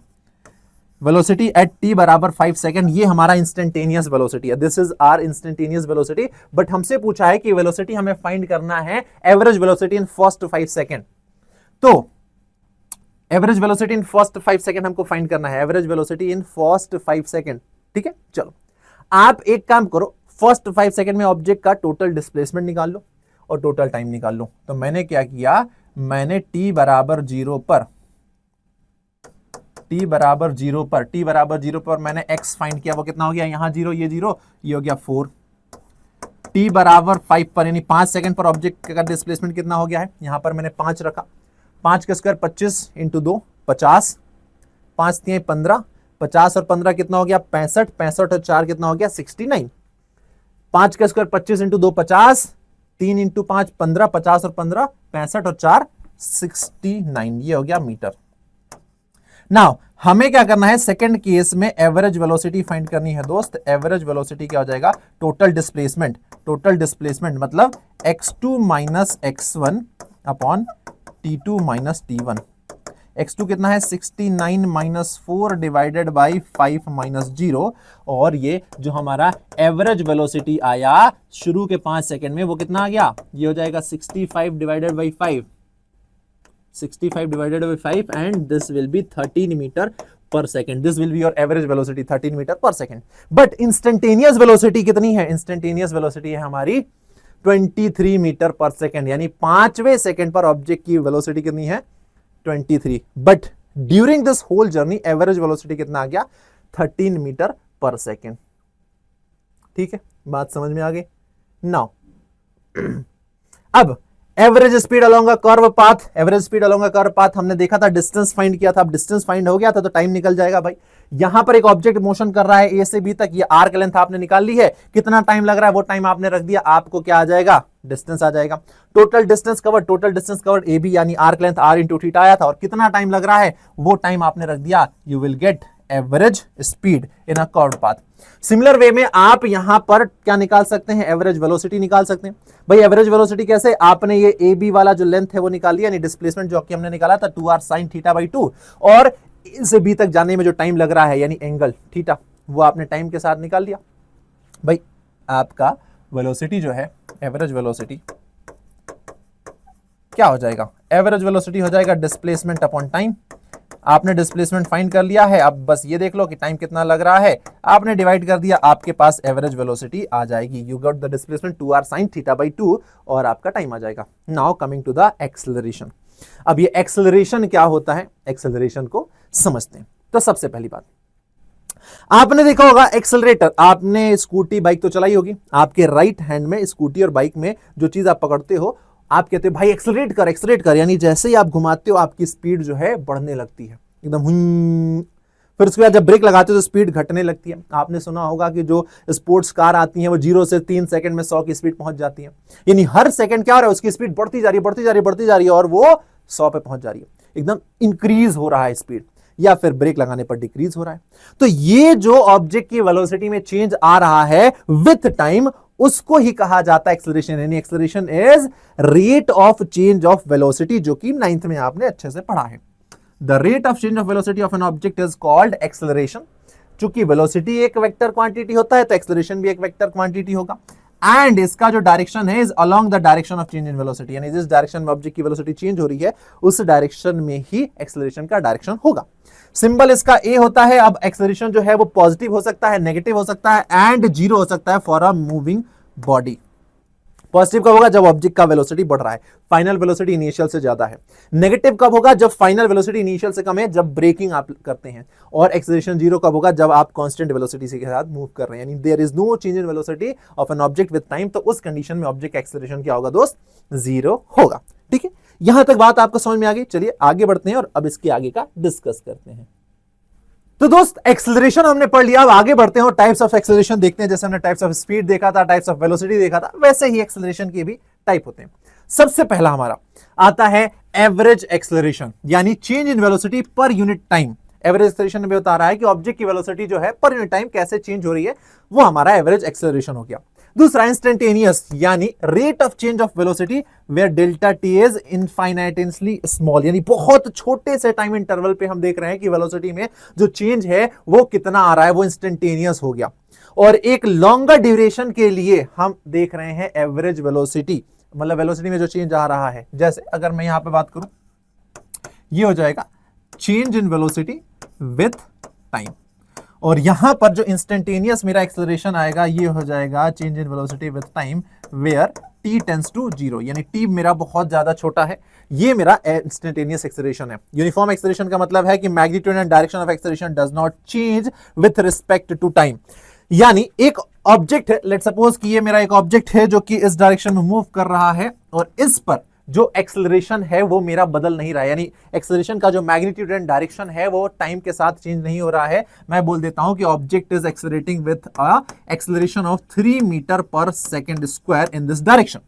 तो ये एक्सेलरेशन कांस्टेंट है, ये throughout the motion same लगने वाला है, ना तो इसका मैग्नीट्यूड चेंज हो रहा है ना ही डायरेक्शन चेंज हो रहा है, इसीलिए हम इसको यूनिफॉर्म एक्सेलरेशन कहेंगे। और अगर ऐसा हो कि भाई पहले 5 सेकंड तक ऑब्जेक्ट हमारा 3 मीटर पर सेकंड स्क्वायर से एक्सेलरेट हो, फिर उसके बाद अगले 5 सेकंड में वो 2 मीटर पर सेकंड स्क्वायर से एक्सेलरेट हो, फिर अगले 5 सेकंड में 4 मीटर पर सेकंड स्क्वायर से एक्सेलरेट हो, तो यहां पर एक्सेलरेशन टाइम के साथ वेरी कर रहा है, हम कहेंगे वो नॉन यूनिफॉर्म एक्सेलरेशन है। अब या तो मैग्नीट्यूड चेंज हो जाए या फिर डायरेक्शन चेंज हो जाए, यानी आइदर मैग्नीट्यूड और डायरेक्शन और both of acceleration change with respect to time, तो उसे हम नॉन यूनिफॉर्म एक्सेलरेशन कहेंगे। नाउ अब एक छोटा सा सवाल, जैसा कि हमने प्रीवियस किया था, हमें डिस्प्लेसमेंट दिया था, हमने वेलोसिटी फाइंड किया था। अब उसी सवाल में एक छोटा सा बदलाव कर दिया गया है कि particles move along x axis with its position is given by this, find magnitude of acceleration.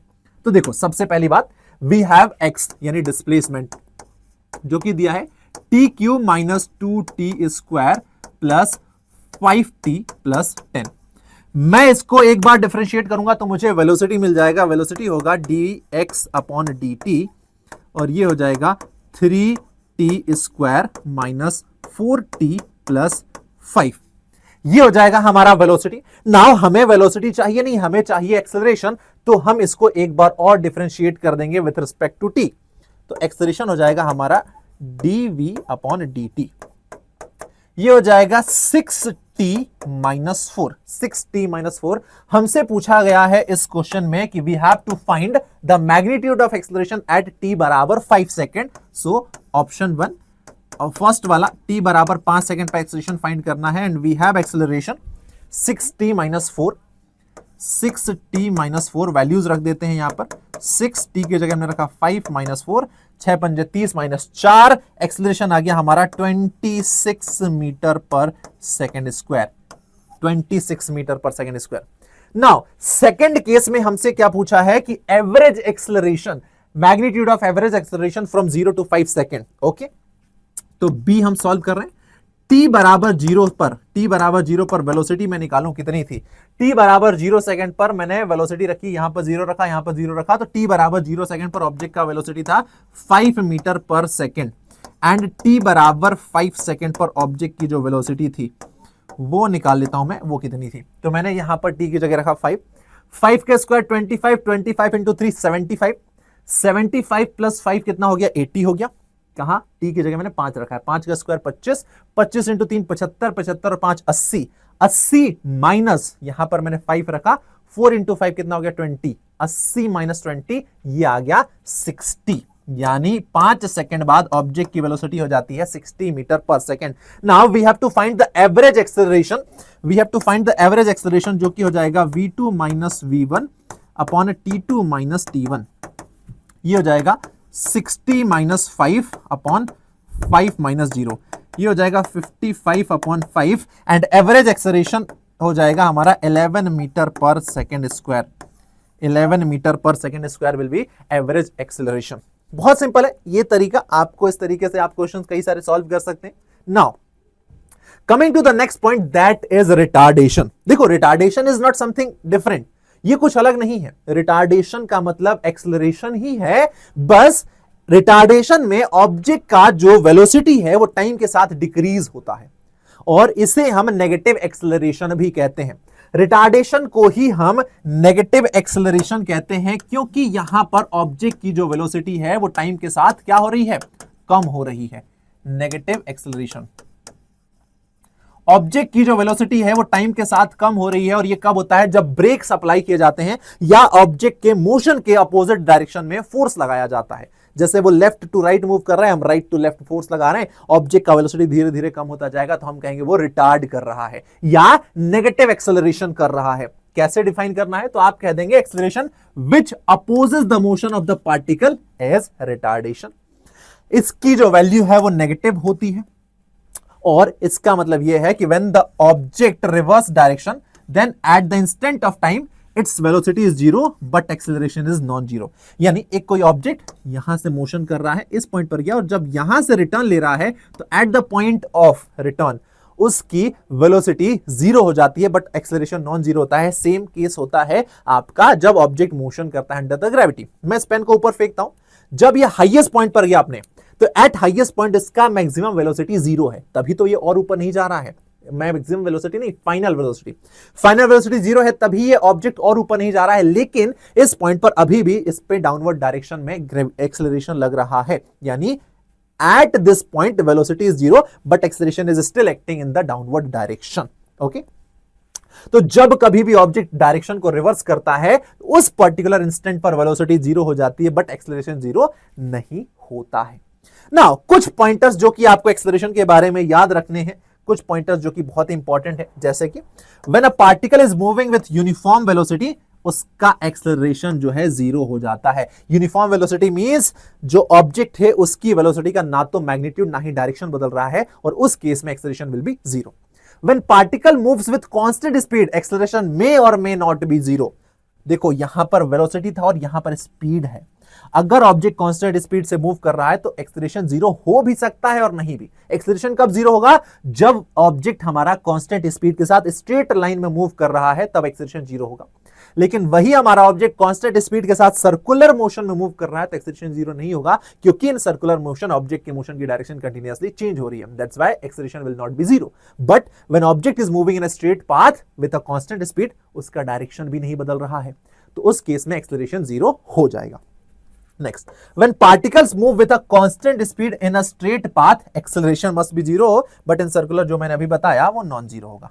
बस ये जो चीज मैंने अभी आपको बताई थी वही चीज है। अब एक बड़ी इंपॉर्टेंट चीज है, ये टेबल आपको याद रखना है। मैं कहूं ये स्लाइड बहुत इंपॉर्टेंट है। क्या है ये स्लाइड? वो देखो, मोशन के जो पैरामीटर है उनके बीच में क्या रिलेशन है। आपके पास अगर डिस्प्लेसमेंट है, आप उस डिस्प्लेसमेंट का एक बार कर दो डिफरेंशिएशन, आप उस डिस्प्लेसमेंट का एक बार कर दो डिफरेंशिएशन, आपको मिल जाएगा वेलोसिटी। ठीक है, डिस्प्लेसमेंट है, डिफरेंशिएशन कर दो, वेलोसिटी मिल जाएगा। अगर आपके पास वेलोसिटी है, आप कर दो उसका डिफरेंशिएशन, आपको मिल जाएगा एक्सेलरेशन। अगर आपके पास एक्सेलरेशन है, अगर आपके पास एक्सेलरेशन है तो आप क्या करो, उसको इंटीग्रेट कर दो, आपको मिल जाएगा वेलोसिटी। अगर आपके पास वेलोसिटी है, अगर आपके पास वेलोसिटी है, आप उसको इंटीग्रेट कर दो, आपको मिल जाएगा डिस्प्लेसमेंट। मतलब यहां से अगर मैं डिस्प्लेसमेंट को डिफरेंशिएट करता हूं तो वेलोसिटी, वेलोसिटी को डिफरेंशिएट करता हूं तो एक्सेलरेशन, एक्सेलरेशन को इंटीग्रेट करता हूं तो वेलोसिटी, एंड वेलोसिटी को इंटीग्रेट करता हूं तो डिस्प्लेसमेंट मिल जाएगा। ये आपको साइकिल याद रखनी है कि कब किस चीज की रिक्वायरमेंट है तो मुझे क्या करना चाहिए। Okay, got it. नेक्स्ट, अब हम आते हैं बहुत ही important topic of this chapter. अभी तक हमने वेलोसिटी, स्पीड, एक्सेलरेशन के बारे में डिस्कशन किया। नाउ व्हाट इफ ऑब्जेक्ट हमारा कांस्टेंट एक्सेलरेशन के साथ मूव करें। देखो, आपने एक फॉर्मूला पढ़ा होगा जब आप बालक थे, स्पीड बराबर डिस्टेंस अपॉन टाइम। वहां पर क्या है कि हमारा ऑब्जेक्ट एक कांस्टेंट स्पीड के साथ मूव कर रहा है, तो वो एक फिक्स्ड टाइम में या फिर किसी टाइम इंटरवल में कितना डिस्टेंस कवर करेगा, आप ये फॉर्मूले लगा के सॉल्व कर लेते थे, स्पीड बराबर distance upon time. But here object is not moving with a constant speed, object is moving with a constant acceleration, यानी उसकी वेलोसिटी कंटिन्यूअसली इंक्रीज होती जा रही है विद टाइम, क्योंकि एक्सेलरेशन लग रहा है ना उस पे। एक्सेलरेशन क्या कर रहा है, हर सेकेंड ऑब्जेक्ट की वेलोसिटी को बढ़ाता जा रहा है। So if object is moving with a constant acceleration, हम तीन इक्वेशन का इस्तेमाल करते हैं उस केस में, उस ऑब्जेक्ट से रिलेटेड प्रॉब्लम्स या कहें न्यूमेरिकल को सॉल्व करने के लिए, जिन्हें हम इक्वेशन ऑफ मोशंस कहते हैं, इक्वेशन ऑफ मोशन कहते हैं। सो सपोज आपका ऑब्जेक्ट है जो कि u वेलोसिटी से ट्रेवल कर रहा है, इनिशियली u वेलोसिटी से ट्रेवल कर रहा है, आपने उस पर एक कोई फोर्स लगा दिया जिसकी वजह से उस बॉडी में एक a एक्सेलरेशन प्रोड्यूस हुआ, और आफ्टर टाइम t उसका वेलोसिटी v हो गया है, और यहां से u से v तक वेलोसिटी होने में उसने s डिस्टेंस ट्रेवल किया है। तो फॉर दिस मोशन हम तीन इक्वेशन का यूज करते हैं, इक्वेशन ऑफ मोशन कहते हैं। फर्स्ट इक्वेशन ऑफ मोशन होती है हमारी v बराबर u प्लस at, यहां पर v final velocity, u initial velocity, a is acceleration, t is time. Second equation is s equals to ut plus half at square, s is displacement, u initial velocity, t time, a acceleration, t time. And the third equation is v square minus u square equals to 2as, same वही चीजें हैं। You can only use equation of motion when object is moving with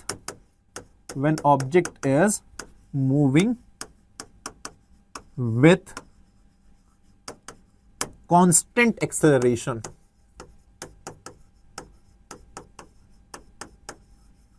When object is moving with constant acceleration. So these equation of motion are only applicable when object is moving with constant acceleration. तभी आप use कर सकते हैं, otherwise use नहीं कर सकते हैं। चलो अब इन इक्वेशन ऑफ मोशन पर बेस कुछ क्वेश्चंस आते हैं, उन क्वेश्चंस को डिस्कस करते हैं। भाई साहब, पहला क्वेश्चन ये रहा। पहला क्वेश्चन क्या रहा है, देखो दोस्त, A train stopped at a station start moving under constant acceleration of 8 meter per second square. How much time does it take for the train to attain a velocity of 20 meter per second? बहुत ही simple Lallu सवाल है। तो सबसे पहली चीज आपको यहां पर देखना होता है गिवन क्या क्या है, तभी आप न्यूमेरिकल सॉल्व कर पाते हैं। देखो ये जो क्वेश्चन मैं करवा रहा हूं जरूरी नहीं कि बस ये ऐसे ही सिंपल क्वेश्चन आते नहीं, ये बस शुरुआत है, ये बस शुरुआत है, तभी तुमको डराया नहीं जा रहा है ताकि तुम डरो मत। इसीलिए वो शुरू में अब वो तुमको पता है ना कि जब मुलाकात होती है, बातचीत होती है, तो शुरू में ही अपने रंग थोड़ी दिखा दिए जाते हैं। पहले तो अरे प्यार से अरे कैसे हो, खाना खाया नहीं खाया, फिर जब समय बीतता जाता है तो रंग दिखने लगते हैं, फिर लड़ाई झगड़े होने लगते हैं, फिर तुम्हारी मार कुटाई होने लगती है। लेकिन शुरुआती दौर में तो तुमको अच्छा दिखता है, अरे कितना ही बढ़िया इंसान मिल गया है हमको, पिछले जन्म में कुत्तों को ओरियो बिस्किट खिलाता था मैं तो। लेकिन समय के साथ पता चलता है रे भाई साहब कहीं वो कुत्ता मैं ही तो नहीं था, ऐसी वाली सीन होने लगती है। नहीं जोक सपाट ऐसा कुछ भी नहीं है, ये सब मजाक है भाई, मजाक है। वो कहता ना कि अच्छी किस्मत पाई है, मतलब कुत्तों को ओरियो बिस्किट खिलाता था भाई तू, है मीम्स चलते हैं, तो ऐसा कुछ नहीं है। तो जैसे शुरू में मैंने बोला कि अभी तुमको बड़ी सिंपल क्वेश्चन दिखाए जाएंगे ताकि तुम थोड़े से फैमिलियर हो जाओ, कॉन्फिडेंस बिल्ड हो जाए, देन उसके बाद देखो तुमको मजा आएगा, तुमको बढ़िया क्वेश्चन भी करवाए जाएंगे। तो यहां पर बोल रहा है कि ट्रेन स्टॉप है, ट्रेन जो है स्टॉप है और वो स्टार्ट कर रही है मूव करना, मतलब इनिशियल वेलोसिटी उसकी 0 है। ट्रेन आपको लिखा हो स्टॉप या लिखा हो स्टार्ट कर रहा है, स्टार्ट कर रहा है मतलब इनिशियल वेलोसिटी 0 है, और एक्सेलरेट कर रही है वो 8 मीटर पर सेकेंड स्क्वायर से। आपसे पूछा है कि समय कितना लगेगा उसकी वेलोसिटी 20 मीटर पर सेकेंड होने में, यानी फाइनल वेलोसिटी हो रही है 20 मीटर पर सेकेंड। आपको टी फाइंड करना है ना। आपके पास 3 इक्वेशन है, बताओ उन तीनों में से कौन सी इक्वेशन है जिसमें ये चारों होते हैं, तो वो होती है आपकी फर्स्ट इक्वेशन।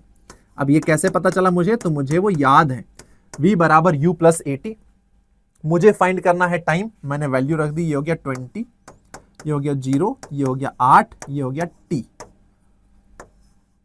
20 बराबर 8 इंटू टी, और t बराबर जो है वो हो गया मेरा 20/8। मैंने डिवाइड कर दिया 2 से, ये हो जाएगा 10/4, 10/4 मैंने 2 से डिवाइड कर दिया, ये हो गया आपका 5/2, या फिर जो टाइम आया मेरा वो आ गया 2.5 सेकेंड। यानी ट्रेन स्टार्ट होने के 2.5 सेकेंड बाद अपनी वेलोसिटी कितनी कर लेगी, 20 मीटर पर सेकेंड। ये हो गया पहला क्वेश्चन, बड़ा ही सिंपल। सिमिलर वे में एक और क्वेश्चन है, चलो इस क्वेश्चन को सॉल्व करते हैं। A particle start from rest, यानी इनिशियल वेलोसिटी मुझे पता चल गई, initial velocity 0, moves with a constant acceleration from left to right as shown in the figure. What is the ratio of S1, S2 and S3? यानी पहले 10 second में जो distance cover करता है S2, फिर अगले 10 सेकंड में, सॉरी पहले 10 सेकंड में S1, अगले 10 सेकंड में S2 और अगले 10 सेकंड में S3 डिस्टेंस कवर करता है। देखो भाई साहब, हमारे पास बोल रहा है कांस्टेंट एक्सेलरेशन है, तो मैंने मान लिया कि एक्सेलरेशन मेरा कोई A है। सेकेंड इक्वेशन ऑफ मोशन मेरे पास होती है s बराबर ut plus half AT square. इस इक्वेशन का इस्तेमाल करता हूं क्योंकि मेरे पास टाइम दिया हुआ है। सबसे पहले मैं फाइंड करता हूं S1 डिस्प्लेसमेंट S1 हो रहा है जब हमारा ऑब्जेक्ट स्टार्ट कर रहा है रेस्ट से, तो यानी ये वाला टर्म जो इनिशियल टर्म है हमारा, ये हो जाएगा 0। तो ये पूरा 0 हो गया। सिंपली मैं क्या रख दूंगा, 1/2 इंटू A, और टाइम कितना है 10 का स्क्वायर। तो S1 मेरा यहां से आ गया 10 का स्क्वायर 100/2 50A। इक्वेशन 1। दूसरा है क्या, दूसरा आपसे ये कह रहा है कि भाई S2 जब आपको निकालना है तो S2 देखो, अब आप S2 निकालोगे तो यहां पर वेलोसिटी फाइंड करनी पड़ेगी, इस पॉइंट पर वेलोसिटी क्या है, फिर वो करो। तो इसलिए मैंने क्या किया, यहां से यहां तक के पूरे मोशन के लिए निकाल लिया।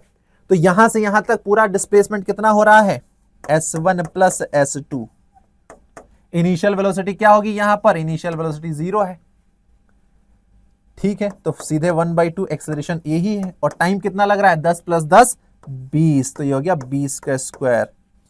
क्या आ गया मेरा, S1 प्लस S2 बराबर 20 का स्क्वायर, 400 400/2 200 200A।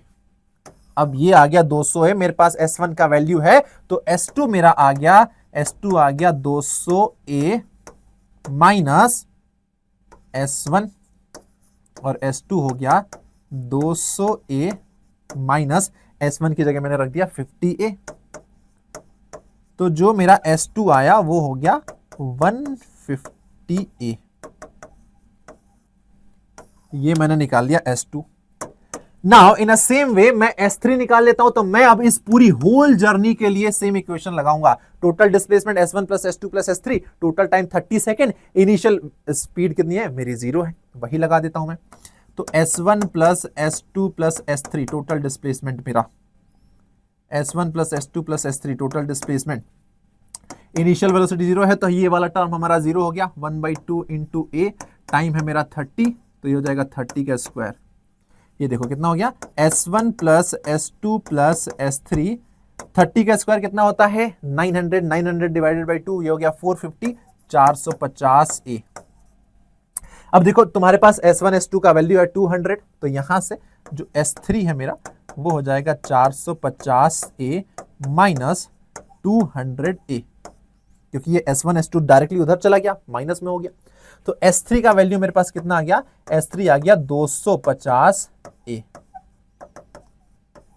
हमसे क्या पूछा है दोस्त, हमसे पूछा है रेशो, हमसे पूछा है ratio S1 ratio S2 ratio S3, तो ये हो जाएगा 50 ए रेशो S2 कितना है 150 ए, 150 ए और ये है 250 ए। भाई मैंने डिवाइड कर दिया 50 से, तो S1 ratio S2 ratio S3 मेरा कितना आ गया, 50 से डिवाइड किया तो 1:3:5, ये आ गया मेरा 1:3:5। ये हो गया हमारा फाइनल आंसर, यही आपसे पूछा था इस क्वेश्चन को सॉल्व करने के लिए। है बढ़िया क्वेश्चन, मजेदार क्वेश्चन, सिंपल क्वेश्चन, आराम से सॉल्व हो जाएगा, कोई दिक्कत नहीं आएगी। ठीक, चलो 2 क्वेश्चन सॉल्व कर ली, एक क्वेश्चन तुम्हारे लिए है, इस क्वेश्चन को तुम लोग सॉल्व कर लो। ये मैं बता देता हूं क्या करना है। यहां पर देखो, a particle moves in a straight line with constant acceleration a if it changes velocity from 10 meter per second to 20 meter per second while passing through a distance of 100 meter, find the value of a। ओ भाई ये तो बड़ा simple सा question है, चलो मैं करवा देता हूं। भाई तुम्हारे पास थर्ड इक्वेशन है v square minus u square बराबर 2as, बोल रहा है कि 10 से 20 वेलोसिटी हो जा रही है, मतलब फाइनल वेलोसिटी 20 है, 20 का स्क्वायर, इनिशियल वेलोसिटी है 10, 10 का स्क्वायर बराबर 2, एक्सेलरेशन तुम्हें फाइंड करना है, और 10 से 20 वेलोसिटी होने में कितना डिस्टेंस कवर कर रहा है वो 100 मीटर।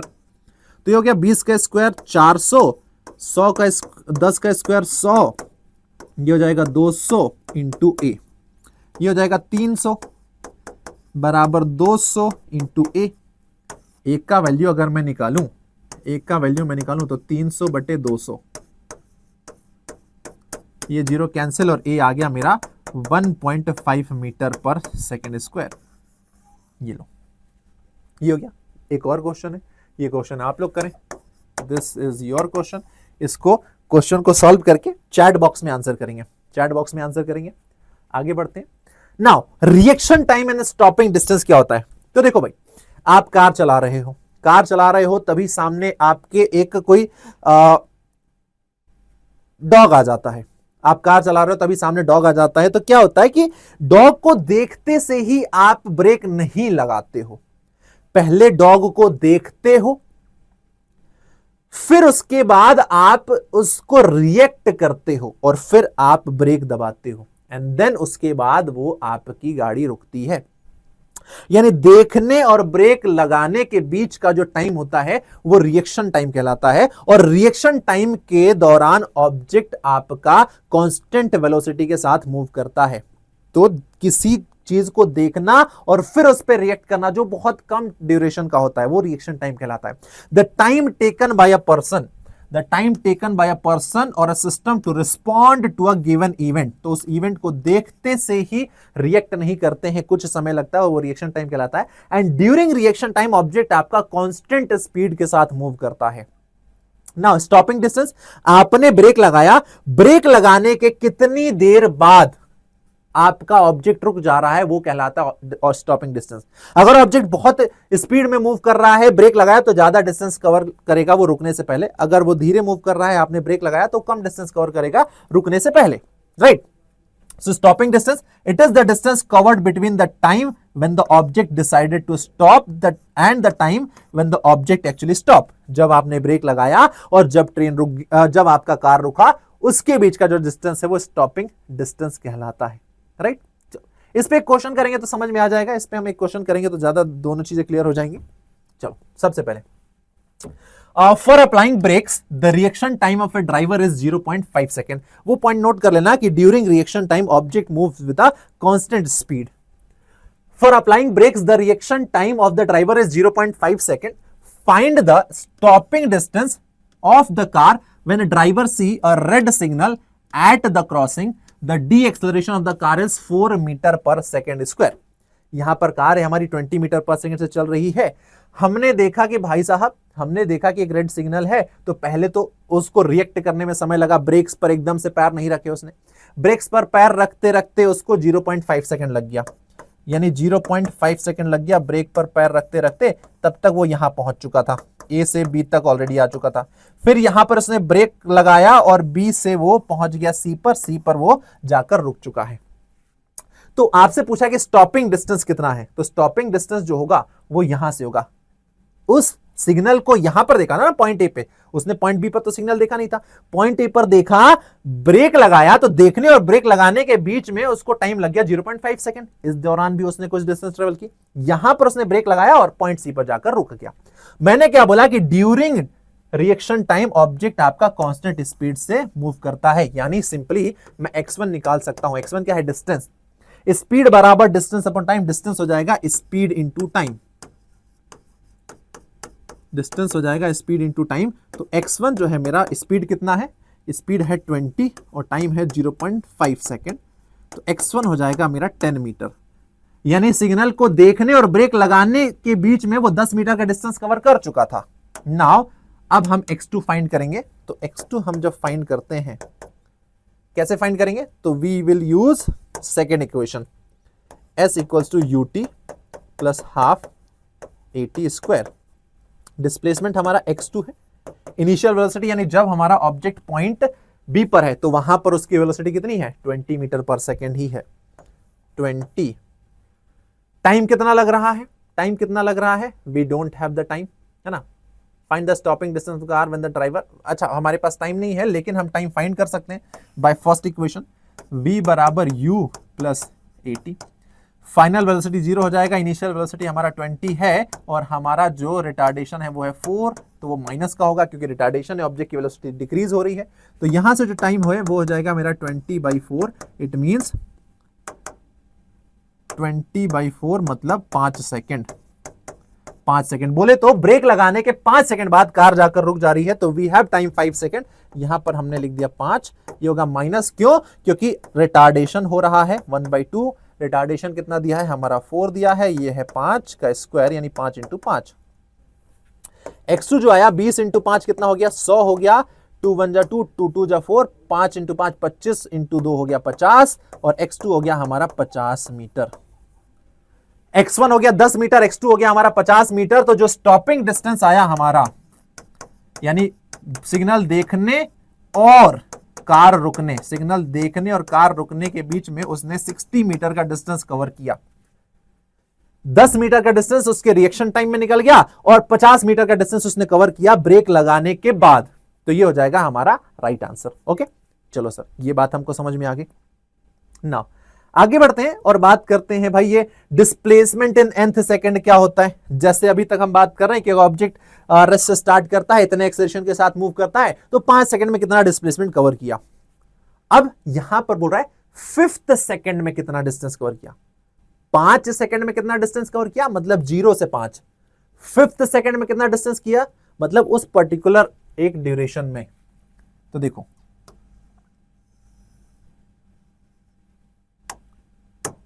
0 1 2 3 4 और ये है आपका 5। आपसे बोला कि find the displacement in 5 second. तो ये होगा वो, ये कहलाएगा displacement in 5 second, displacement in 5 second, और ये कहलाएगा डिस्प्लेसमेंट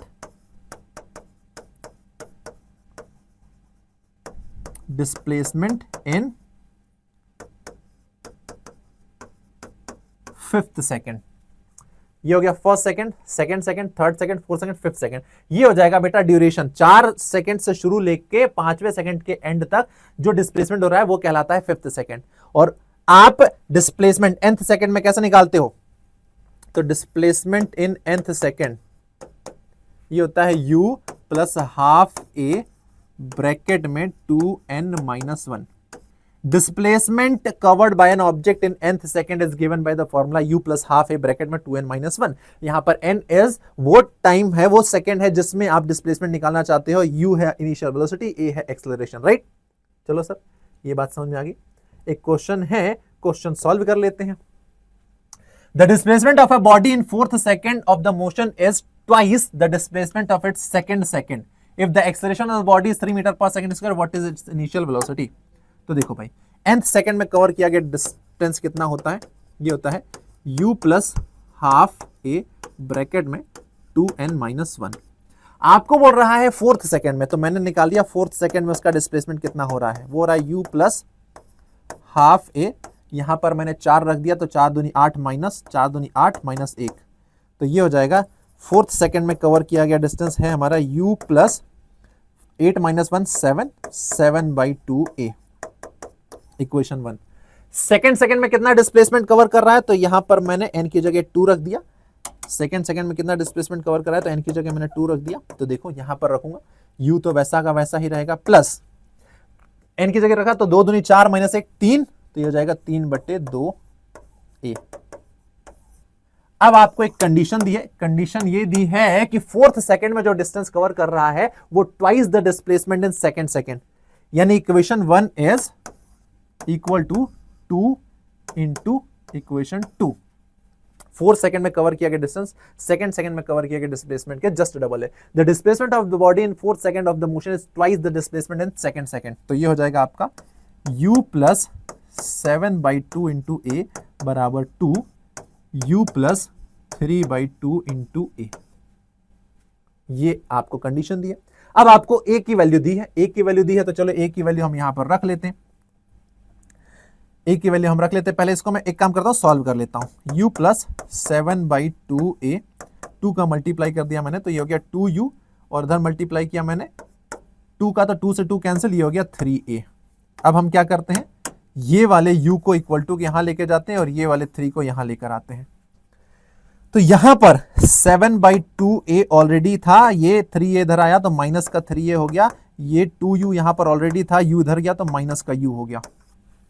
7/2 मतलब 3.5 माइनस 3, तो कितना हो गया 1/2a बराबर u। 2u minus u, u भी हो गया। a का वैल्यू कितना दिया है 3, तो u हो गया हमारा 3/2, बोले तो इनिशियल स्पीड हो गई हमारी 1.5 मीटर पर सेकेंड। ये हो जाएगा right answer, 1.5 metre per second, right. I hope कि समझ में आ गया होगा। कुछ क्वेश्चन आप लोगों के लिए है, ये क्वेश्चन आप करो, इसको सॉल्व करके चैट बॉक्स में आंसर देना। फिर ये क्वेश्चन है, इस क्वेश्चन को भी आपको सॉल्व करके चैट बॉक्स में आंसर देना है। फिर उसके बाद ये भी क्वेश्चन आप लोगों के लिए है, इसको भी सॉल्व करो, चैट बॉक्स में आंसर दो, स्क्रीनशॉट ले लो, स्क्रीन को पॉज कर लो। Now motion under gravity. अब आपने 9th में पढ़ा होगा कि भाई अभी तक हम बात कर रहे थे ऑब्जेक्ट का मोशन इन स्ट्रेट पाथ, लेकिन what if object is moving under the influence of gravity. इसका मतलब है जब किसी ऑब्जेक्ट पर लगने वाला जो फोर्स है वो सिर्फ और सिर्फ ग्रेविटेशनल फोर्स है। The motion of an object under the influence of gravitational force only is known as motion under gravity. और मोशन अंडर ग्रेविटी में हम क्या करते हैं, एयर रेजिस्टेंस को नेग्लेक्ट कर देते हैं। हम एयर रेजिस्टेंस को नेग्लेक्ट करते हैं, एयर रेजिस्टेंस को नेग्लेक्ट करते हैं, इसलिए जो एक्सेलरेशन होता है ऑब्जेक्ट पर वो हमेशा कांस्टेंट होता है। यानी near the surface of earth the value of acceleration due to gravity is constant. Near the surface of earth the value of acceleration due to gravity is constant, that is 9.81 metre per second square. And for calculation purpose we can take the value 10 metre per second square. तो यहां पर acceleration आपका constant है and we know कि जो हमारा equation of motion है वो तभी एप्लीकेबल होता है जब एक्सेलरेशन कांस्टेंट हो। तो भाई एक्सेलरेशन हमारा कांस्टेंट तो है, तो हम उन्हीं इक्वेशन ऑफ मोशन में कुछ चेंजेस कर देते हैं। हम ए को रिप्लेस कर देते हैं जी से, ए को रिप्लेस कर देते हैं जी से, ए को रिप्लेस कर देते हैं जी से। आपने कई जगह देखा होगा एस को रिप्लेस कर देते हैं एच से, क्योंकि यहां पर एस डिस्प्लेसमेंट है, वहां पर एच यानी ऑब्जेक्ट वर्टिकल डायरेक्शन मोशन कर रहा है, तो एस को एच से रिप्लेस कर देते हैं क्योंकि वो हाइट हम मेजर कर रहे होते हैं वहां पे, तो एच से रिप्लेस कर देते हैं, राइट। जी को नेगेटिव क्यों लिया? क्योंकि जी ऑलवेज एक्ट डाउनवर्ड, और आप जिस भी पॉइंट से ऑब्जेक्ट का मोशन स्टार्ट हो रहा है, जिस भी पॉइंट से ऑब्जेक्ट का मोशन स्टार्ट हो रहा है, आप कार्टेशियन कोऑर्डिनेट्स को फॉलो करेंगे। यानी अगर ऑब्जेक्ट ऊपर जा रहा है तो वेलोसिटी पॉजिटिव लेंगे, अगर ऑब्जेक्ट को नीचे फेंक रहे हैं तो वेलोसिटी नेगेटिव लेंगे। अगर ऑब्जेक्ट ऊपर की तरफ जा रहा है तो डिस्प्लेसमेंट पॉजिटिव, नीचे की तरफ आ रहा है तो displacement negative, and g always negative. ये साइन कन्वेंशन को फॉलो करोगे, क्वेश्चन करोगे, आंसर आपका सॉल्व होके आ जाएगा, right. Time of flight, time of flight क्या होता है दोस्त? टाइम ऑफ फ्लाइट वो टाइम होता है जितनी देर तक ऑब्जेक्ट हवा में रहा, जितनी देर तक ऑब्जेक्ट हवा में रहा वो कहलाता है टाइम ऑफ फ्लाइट। और सिंपली देखो, हम फर्स्ट इक्वेशन यूज कर रहे हैं, v बराबर u plus g t. At maximum height जो ऑब्जेक्ट की वेलोसिटी है वो जीरो हो जाती है, final velocity zero, u g act downward, तो ये हो जाएगा t, यहां से t हो जाएगा u by g. This is the time taken by the object to reach the maximum height, this is the time taken by object to reach the maximum height. और जितना टाइम नीचे से ऊपर जाने में लगता है उतना ही टाइम ऊपर से नीचे आने में लगेगा। That's why time of flight, जिसको कैपिटल टी से रिप्रेजेंट करेंगे, time of flight will be equal to 2t, और ये हो जाएगा ट्वाइस u बाई जी। इतना टाइम लगेगा ऑब्जेक्ट को जहां से फेंका उसी पॉइंट पर वापस आने में। जैसे ही मैं फेंक रहा हूं तो इसको वापस ऊपर जाके सेम उसी पॉइंट तक आने में जो टाइम लग रहा है वो लग रहा है 2u बाई जी। यहां पर u है मैंने कितनी वेलोसिटी से फेंका, और g acceleration due to gravity. Now what is maximum height, यानी ऑब्जेक्ट मैक्सिमम कितनी हाइट पर पहुंचा। अब आपको पता है third equation, v square minus u square equals to 2gh। जब हम किसी ऑब्जेक्ट को ऊपर फेंक रहे हैं तो एट मैक्सिमम पॉइंट उसका फाइनल वेलोसिटी जीरो हो जाता है। इनिशियल u स्क्वायर है, g डाउनवर्ड डायरेक्शन में लगता है तो माइनस जी हो जाएगा, ये माइनस से माइनस कैंसिल, जो h मैक्स है वो हो जाएगा हमारा u स्क्वायर बाई 2g। यानी ऑब्जेक्ट को अगर मैं u वेलोसिटी से फेंक रहा हूं तो वो मैक्सिमम कितनी हाइट तक जाएगा वो हम कैलकुलेट कर सकते हैं by using formula u square by 2g। Okay, now एक क्वेश्चन है, a ball is projected vertically upward with a speed 50 metre per second, find the maximum height and time to reach the ground. Okay, maximum height निकालना है, H max का formula हमारे पास होता है u square by 2g, u square by 2g, values रख देते हैं हम। u कितना है 50, तो 50 इंटू 50 अपॉन 2 इंटू जी की जगह मैंने रख दिया 10, ये कैंसिल हो गया, ये हो गया 25, 25 इंटू 5 कितना होता है 125 मीटर मैक्सिमम हाइट। नाउ हमसे पूछा है कि time to reach the ground, इसका मतलब कितनी देर तक हवा में रहा, टाइम ऑफ फ्लाइट पूछा है, 2u बाई जी, ये हो जाएगा हमारा 2 इंटू 50 डिवाइडेड बाई 10, ये कैंसिल हो जाएगा, ये हो जाएगा हमारा 10 सेकेंड, यानी 10 सेकेंड लग रहा है, 5 सेकेंड ऊपर जाने में, 5 सेकेंड नीचे आने में, राइट। चलो ये भी क्लियर हो गया। नाउ अब हम डिस्कस कर रहे हैं बेटा ग्राफ डिस्कस कर रहे हैं, displacement time graph, velocity time graph, acceleration time graph, हम डिस्कस करते हैं, एक एक करके हम शुरुआत करते हैं। सबसे पहले हम पोजीशन टाइम ग्राफ की बात करते हैं। पोजीशन टाइम ग्राफ मतलब डिस्प्लेसमेंट, पोजीशन, ऑब्जेक्ट के पोजीशन और टाइम के रिस्पेक्ट में। तो जब हमारा ऑब्जेक्ट रेस्ट पर होगा, मतलब सिर्फ टाइम निकल रहा है, ऑब्जेक्ट का पोजीशन चेंज नहीं हो रहा। तो देखो क्या होगा, एक स्ट्रेट लाइन स्लोप होगी, एक straight line parallel to the principal axis, slope of this graph will be a straight line parallel to time axis. Time बीत रहा है लेकिन ऑब्जेक्ट की पोजीशन फिक्स है। अगर हमारा ऑब्जेक्ट यूनिफॉर्म मोशन से मूव कर रहा है तो दो ग्राफ होंगे। पहला, अगर हमारा ऑब्जेक्ट ओरिजिन से स्टार्ट हो रहा है तो एक स्ट्रेट पाथ होगा, क्योंकि जो स्लोप है वो शो करता है क्या, स्पीड। अगर डिस्टेंस टाइम ग्राफ है तो, अगर वेलोसिटी डिस्प्लेसमेंट टाइम ग्राफ है तो वेलोसिटी, तो ये स्लोप क्या होगा, एक कांस्टेंट स्लोप होगा। इसका मतलब वो यूनिफॉर्म स्पीड से मूव कर रहा है स्टार्टिंग फ्रॉम द ओरिजिन। यहां पर ऑब्जेक्ट भी आपका क्या कर रहा है, यूनिफॉर्म मोशन कर रहा है, बट वो स्टार्ट ओरिजिन से नहीं कर रहा है, वो किसी एक पॉइंट से स्टार्ट कर रहा है, किसी एक पॉइंट से स्टार्ट कर रहा है। ओके, फिर आता है हमारा position time graph non uniform motion के लिए। भाई पोजीशन टाइम ग्राफ है मतलब वो स्ट्रेट लाइन नहीं होगा, वो कुछ भी कर्व हो सकता है। अब यहां पर देखो ये जो है आपका ऑब्जेक्ट क्या कर रहा है, एक्सेलरेट कर रहा है, मतलब ऑब्जेक्ट का मोशन बढ़ रहा है but not at a uniform rate, तो जो उसका स्लोप होगा वो पॉजिटिव स्लोप होगा। यहां पर ऑब्जेक्ट जो है इसका स्लोप नेगेटिव होगा और कैसा है, नॉन यूनिफॉर्म, यानी इसका वेलोसिटी घट रहा है विद टाइम, यानी इसका पोजीशन जो है वो क्या हो रहा है, कम हो रहा है। तो यहां पर ऑब्जेक्ट जो है आपका नेगेटिव स्लोप के साथ जाएगा। Okay now position time graph, अच्छा ये तो वही चीज है। ओके यहां पर एक्सेलरेटेड मोशन के था, एक्सेलरेटेड मोशन के साथ था, ये हो गया आपका रिटार्डेड मोशन के साथ, यहां पर आपका स्लोप घटता जाएगा। फिर आता है हमारा एक question velocity time graph. Velocity time graph, अगर आपका ऑब्जेक्ट रेस्ट पर है तो वेलोसिटी टाइम ग्राफ क्या होगा, टाइम एक्सिस के पैरेलल होगा। अगर आपका ऑब्जेक्ट यूनिफॉर्म मोशन कर रहा है तो वेलोसिटी कांस्टेंट होगी, टाइम एक्सिस के पैरेलल होगा। अगर आपका वेलोसिटी इंक्रीज हो रहा है, एक्सेलरेटेड मोशन हो रहा है, यानी एक्सेलरेटेड मोशन हो रहा है वो भी यूनिफॉर्म एक्सेलरेशन, तो स्लोप आपका स्ट्रेट पाथ होगा। अगर आपका v डिक्रीज हो रहा है मतलब रिटार्डेड मोशन हो रहा है तो एक स्ट्रेट लाइन होगी इन डाउनवर्ड डायरेक्शन। वैसे ही जैसे यहां पर आपको एक क्वेश्चन दिया है, क्वेश्चन सॉल्व करते हैं। The velocity time graph of two moving particle A and B make an angle 30 degree 45, find the ratio of acceleration. तो भाई वेलोसिटी टाइम ग्राफ का देखो एक आपको वो बता देता हूं मैं, डिस्प्लेसमेंट टाइम ग्राफ का जो स्लोप है वो वेलोसिटी देता है, वेलोसिटी टाइम ग्राफ का स्लोप देता है एक्सेलरेशन।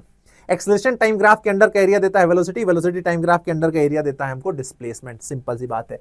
अब यहां पर वेलोसिटी टाइम ग्राफ है मतलब इसका जो स्लोप है वो हमें एक्सेलरेशन देगा, और स्लोप का मतलब क्या होता है, स्लोप का मतलब होता है tan थीटा।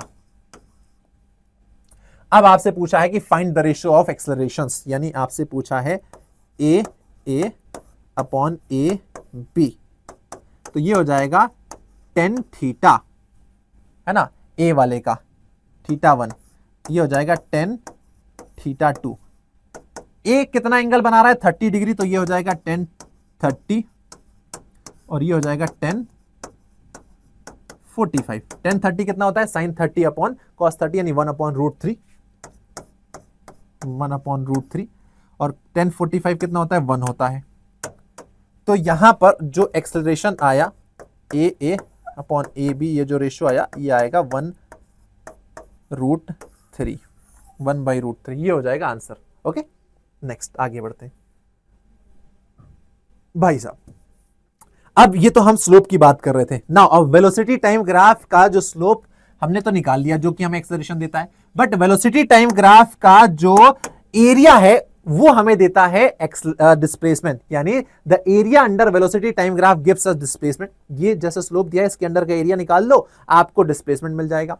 यहां पर आप एरिया निकालो, डिस्प्लेसमेंट मिल जाएगा। तो देखो डिस्प्लेसमेंट वेक्टर क्वांटिटी है, यानी इस एक्सिस के ऊपर पॉजिटिव, एक्सिस के नीचे नेगेटिव, एक्सिस के ऊपर पॉजिटिव। तो अगर मैं बात करूं तो ये जो एरिया आया है मेरा A1 है, तो इस कंडीशन में अगर मैं पूरा डिस्प्लेसमेंट निकालूं तो देखो डिस्प्लेसमेंट क्या हो जाएगा भाई, A कहां है, A1 कहां है, एक्सिस के ऊपर A1, A2 कहां है, एक्सिस के नीचे यानी नेगेटिव अपोजिट डायरेक्शन में है, A3 कहां है, एक्सिस के ऊपर है यानी पॉजिटिव डायरेक्शन है। तो जो डिस्प्लेसमेंट है वो A1 minus A2 plus A3 हो जाएगा। इस तरीके से हम डिस्प्लेसमेंट निकालेंगे, और डिस्टेंस क्या होगा, डिस्टेंस पूरा होगा, distance A1 plus A2 plus A3 होगा।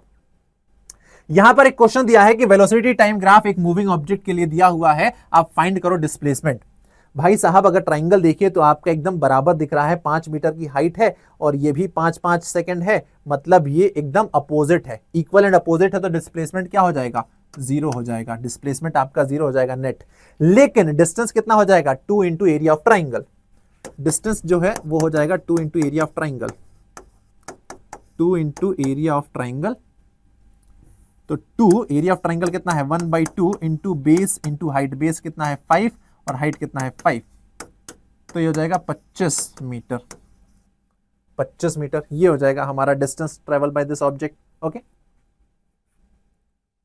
नाउ एक्सेलरेशन टाइम ग्राफ की बात करें, अगर ऑब्जेक्ट का एक्सेलरेशन क्या है, यूनिफॉर्म है, तो टाइम एक्सिस पे होगा स्लोप। अगर एक्सेलरेशन पॉजिटिव है लेकिन कांस्टेंट है तो टाइम एक्सिस के पैरेलल होगा। अगर एक्सेलरेशन नेगेटिव है लेकिन कांस्टेंट है तो टाइम एक्सिस के पैरेलल होगा, बट नेगेटिव वाई में। ओके चलो साहब ये बात भी हो गई क्लियर। कुछ अनरियल्स ग्राफ जो कि पॉसिबल नहीं हो सकते हैं, जैसे यहां पर एक्सटी ग्राफ है। भाई सेम टाइम पे ऑब्जेक्ट की दो पोजीशन कैसे पॉसिबल हो सकती है? नहीं हो सकती है। सेम टाइम पर ऑब्जेक्ट की दो वेलोसिटीज पॉसिबल नहीं हो सकती है और ना ही सेम टाइम पर ऑब्जेक्ट के दो एक्सेलरेशन पॉसिबल हो सकते हैं। तो these are some unreal graphs, these are some unreal graph. Scalar quantity like distance and speed can not have negative values. Speed और जो आपका डिस्टेंस है उनकी वैल्यू नेगेटिव नहीं हो सकती, यानी उनका जो स्लोप है वो नेगेटिव वाई एक्सिस में नहीं जा सकता है।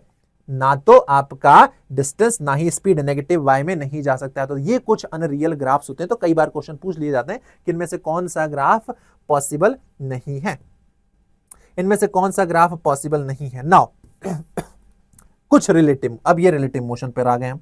रिलेटिव मोशन का मतलब ये है कि जब आप रेस्ट पर हैं, आपके सामने से एक बस निकली तो आपके लिए उस बस की स्पीड अलग थी, लेकिन आप खुद भी बाइक पर हैं और आपके पास से बस गुजर रही है, तो अब आपके लिए उस बस की स्पीड अलग है, because you are moving now. अब खुद आप मूव कर रहे हो। तो पॉइंट ऑफ व्यू का मतलब यह है कि आप कहां से ऑब्जेक्ट को देख रहे हैं। जैसे द स्टेट ऑफ रेस्ट और motion of an object depends on the reference point, frame of reference, जो कि हमने देखा था। जैसे अगर मैं यहां पर देखूं एक बच्चा है ए जो कि खड़ा है और बी और सी मूव कर रहे हैं, तो ए क्या देखेगा कि B and C are moving, both B and C are moving. A के लिए ए यहां पर खड़ा है और देख रहा है कि बी एंड सी मूव कर रहे हैं। लेकिन अगर आप देखो दोनों सेम वेलोसिटी से मूव कर रहे हो तो बी देखेगा तो बी के लिए सी रेस्ट पे देखेगा, क्योंकि दोनों सेम डायरेक्शन में जा रहे हैं with the same velocity. So for A, for B, C is at rest and A is moving with velocity minus v, क्योंकि जो बी है वो ए से दूर जा रहा है इस वेलोसिटी से v, लेकिन इसकी अपोजिट देख रहा है ना अपने रिस्पेक्ट में, तो उसको लगेगा कि a मूव कर रहा है। वैसे ही अगर c देखे अपने पास वाले को, b वाले को, तो वो भी सेम स्पीड से ट्रेवल कर रहा है। तो for c b is at rest and a is moving with velocity minus v। ये पॉइंट ऑफ व्यू कहलाता है POV। नाउ रिलेटिव पोजीशन का मतलब क्या होता है? रिलेटिव मोशन, रिलेटिव मोशन का मतलब यह है कि किसी एक ऑब्जेक्ट के रिस्पेक्ट में आप मोशन चेक कर रहे हैं। जैसे कि अगर मैं बात करूं, भाई आगे चोर की कार जा रही है, पीछे से पुलिस उसका पीछा कर रही है, पुलिस की कार ने एक बुलेट फायर की। अब देखो जो बुलेट है वो ऑलरेडी मूविंग कार से फायर की जा रही है, यानी बुलेट की जो स्पीड है वो कार की स्पीड के साथ क्या हो रही है? अलाइन हो रही है, वेरी कर रही है। अगर कार रेस्ट पे है और बुलेट को फायर कर रहे हैं तो वो स्पीड अलग होगी, लेकिन अगर मूविंग कार से बुलेट को फायर कर रहे हैं तो वो स्पीड अलग होगी। ठीक है, तो ये आपका रिलेटिव मोशन है। तो relative motion is defined as the is defined with respect to another position either fixed और मूविंग। जैसे मैं यहां पर बात करूं, इस ऑब्जेक्ट की पोजीशन को मैं डिफाइन कर रहा हूं विथ रिस्पेक्ट टू एक्स। अब देखो आपको बोला कि भाई ए और बी के बीच का डिस्टेंस बताओ विथ रिस्पेक्ट टू एक्स, तो आप लिखोगे एक्स ए माइनस एक्स बी कर दोगे तो इन दोनों के बीच का पोजीशन आ जाएगा।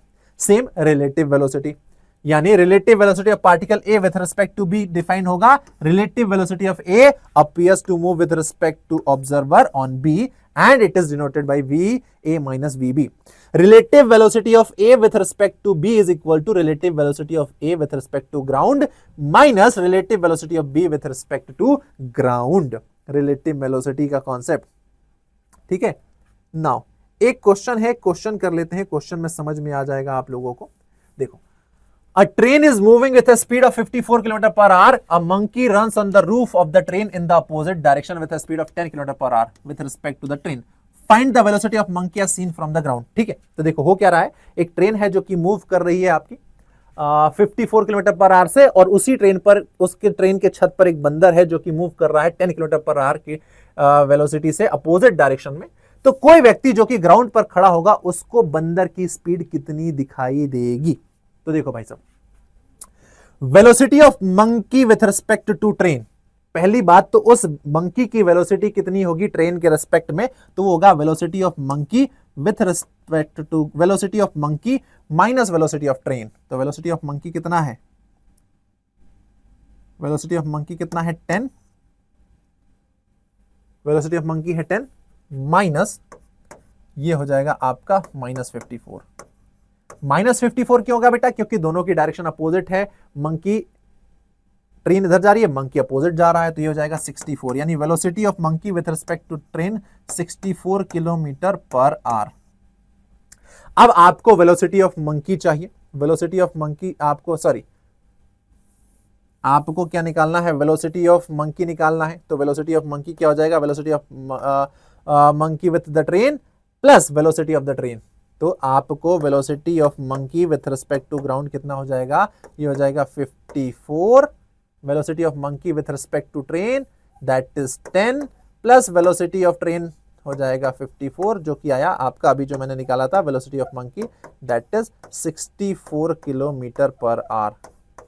इस स्पीड से जाता हुआ दिखाई देगा, इस स्पीड से जाता हुआ दिखाई देगा, ठीक है। नाउ अब कुछ प्रॉब्लम रिवर वाली problem.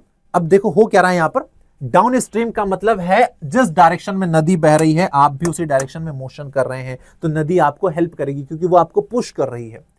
Swimmer is moving in the same direction as river, जिसको डाउन स्ट्रीम कहा जाता है। नदी भी आपको पुश कर रही है और आप तो मूव कर ही रहे हो। तो इस कंडीशन में अगर मैं बात करूं velocity of river with respect to ground जो कि u होगा, velocity of swimmer with respect to river क्या होगा, v होगा। और अगर कोई इंसान बाहर से देखेगा कि भाई स्विमर कितनी स्पीड से ट्रेवल कर रहा है, तो उसकी जो स्पीड है वो तो है ही है, नदी भी उसको अपने साथ लेकर जा रही है, पुश कर रही है। तो इसीलिए जो वेलोसिटी ऑफ स्विमर होगा विथ रिस्पेक्ट टू ग्राउंड वो होगा velocity of swimmer with respect to river plus velocity of river with respect to ground जो कि हो जाएगा u प्लस v, यानी दोनों की वेलोसिटी डबल हो जाएगी और वो जल्दी से डिस्टेंस कवर करेगा। तो अगर मैं बात करूं इस कंडीशन में डाउन स्ट्रीम में ये स्विमर को d डिस्टेंस कवर करने में कितना टाइम लगेगा, तो वो टाइम लगेगा d upon u plus v। u is velocity of river with respect to ground and v is velocity of swimmer with respect to river. ठीक है, जैसे यहां पर एक क्वेश्चन दिया है कि swimmer can swim at a speed of 1 metre per second in still water, he decided to swim downstream river, if the speed of river is 2 metre per second determine the time taken by the swimmer to cover. तो भाई देखो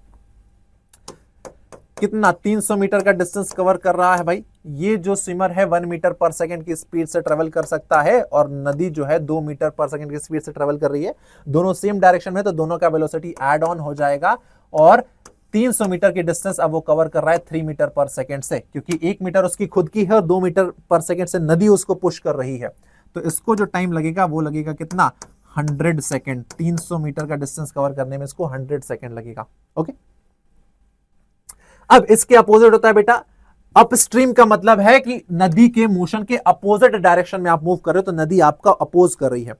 आप आगे जा रहे हो, नदी आपको पीछे खींच रही है, यानी यहां पर आपकी स्पीड हो जाती है स्लो डाउन, यहां पर आपकी स्पीड हो जाती है स्लो डाउन। तो अब जो आपको सेम डिस्टेंस d कवर करने में टाइम लगेगा वो लगेगा v माइनस u। यहां पर v है स्विमर की स्पीड और u है उस नदी की स्पीड। आप v स्पीड से जा रहे हैं और उसमें से नदी आपको पीछे खींच रही है u स्पीड से, तो आपका जो नेट स्पीड है, नेट फाइनल स्पीड है, वो क्या हो जाएगा, डिक्रीज हो जाएगा, कम हो जाएगा, और अब आपको ज्यादा समय लगेगा। तो सेम वही क्वेश्चन है कि भाई अब कितना समय लगेगा, तो 300 मीटर का डिस्टेंस कवर करना है। स्विमर जो है 3 मीटर पर सेकंड की वेलोसिटी से ट्रेवल कर रहा है और जो नदी है वो 2 मीटर पर सेकंड से अपोजिट डायरेक्शन में आ रही है। तो स्विमर का जो नेट स्पीड है वो कितना हो जाएगा, 1 मीटर पर सेकंड, और इसीलिए अब उसको 300 सेकंड लगेंगे 300 मीटर का डिस्टेंस कवर करने में। ठीक, बात समझ में आ गई। नाउ रिलेटिव मोशन, ग्रेविटी के केस में रिलेटिव मोशन है। तो देखो जब कभी भी हम रिलेटिव मोशन की बात करते हैं तो रिलेटिव मोशन में जो रिलेटिव एक्सेलरेशन है, sorry gravitational motion under gravity जब हम पढ़ते हैं, जब भी हम मोशन अंडर ग्रेविटी पढ़ते हैं उस कंडीशन में रिलेटिव एक्सेलरेशन बेटा 0 हो जाता है, क्योंकि दोनों ही ऑब्जेक्ट पर एक्सेलरेशन सेम लग रहा है, चाहे वो ऑब्जेक्ट नीचे जाए चाहे वो ऑब्जेक्ट ऊपर आए, उस पर एक्सेलरेशन सेम लग रहा है, इसलिए रिलेटिव एक्सेलरेशन आपका 0 हो जाता है। और रिलेटिव वेलोसिटी कांस्टेंट हो जाती है, रिलेटिव वेलोसिटी कांस्टेंट होती है तभी तो आपका रिलेटिव एक्सेलरेशन क्या होता है, 0 होता है। एक क्वेश्चन है, इससे सॉल्व कर लेते हैं फिर समझ में आ जाएगा। A ball A is thrown downward from the top of a building of height 40 meter with a velocity 10 meter per second. At the same time, another ball B is thrown upward with a velocity 30 meter per second from the base of the building as shown. Find the time when the two balls collide. तो देखो सबसे पहली बात कि भाई साहब इनके बीच का रिलेटिव डिस्टेंस कितना है, तो ये नीचे रहा एक बॉल, ये रहा बॉल ऊपर, तो एस रिलेटिव, इनके बीच का जो रिलेटिव डिस्टेंस है दैट इज 40 मीटर, यानी ये एक दूसरे से 40 मीटर की दूरी पर है। हमने पढ़ा मोशन अंडर ग्रेविटी जो एक्सेलरेशन ए रिलेटिव होता है वो 0 होता है, क्योंकि जो वेलोसिटी होती है, रिलेटिव वेलोसिटी, वो होती है कांस्टेंट। रिलेटिव वेलोसिटी का कांस्टेंट। तो velocity of A with respect to B हो जाएगा velocity of A with respect to ground minus velocity of B with respect to ground. तो देखो velocity of A with respect to ground कितना है, 10 metre per second है, minus velocity of B with respect to ground कितना होगा, -30, क्योंकि दोनों का डायरेक्शन अपोजिट है। तो वेलोसिटी कितना हो जाएगा, 40 मीटर पर सेकंड। यानी relative velocity of A with respect to B 40 metre per second है। टाइम कितना लगेगा, s relative upon v relative. तो जो टाइम लगेगा 40 मीटर का डिस्टेंस कवर करने में, 40 मीटर पर सेकंड की रिलेटिव वेलोसिटी से 1 सेकंड, यानी 1 सेकंड बाद दोनों जो है आपस में आकर टकरा जाएंगे। ये रिलेटिव मोशन क्वेश्चन है। अब इस पे कुछ और क्वेश्चन करेंगे। बाय द वे चैप्टर आपका पूरा एंड हो गया है, तो थैंक यू वेरी मच। मिलेंगे अब आपसे नेक्स्ट क्लास में, तो तब तक पढ़ते रहो और मुझे बताओ कि कैसा लगा आपको lecture, how was the class, कैसी थी क्लास, कमेंट करके जरूर बताना। मुलाकात करेंगे अब आपसे नेक्स्ट चैप्टर में, तब तक के लिए tata bye bye and thank you very much. Unacademy. Let's crack it.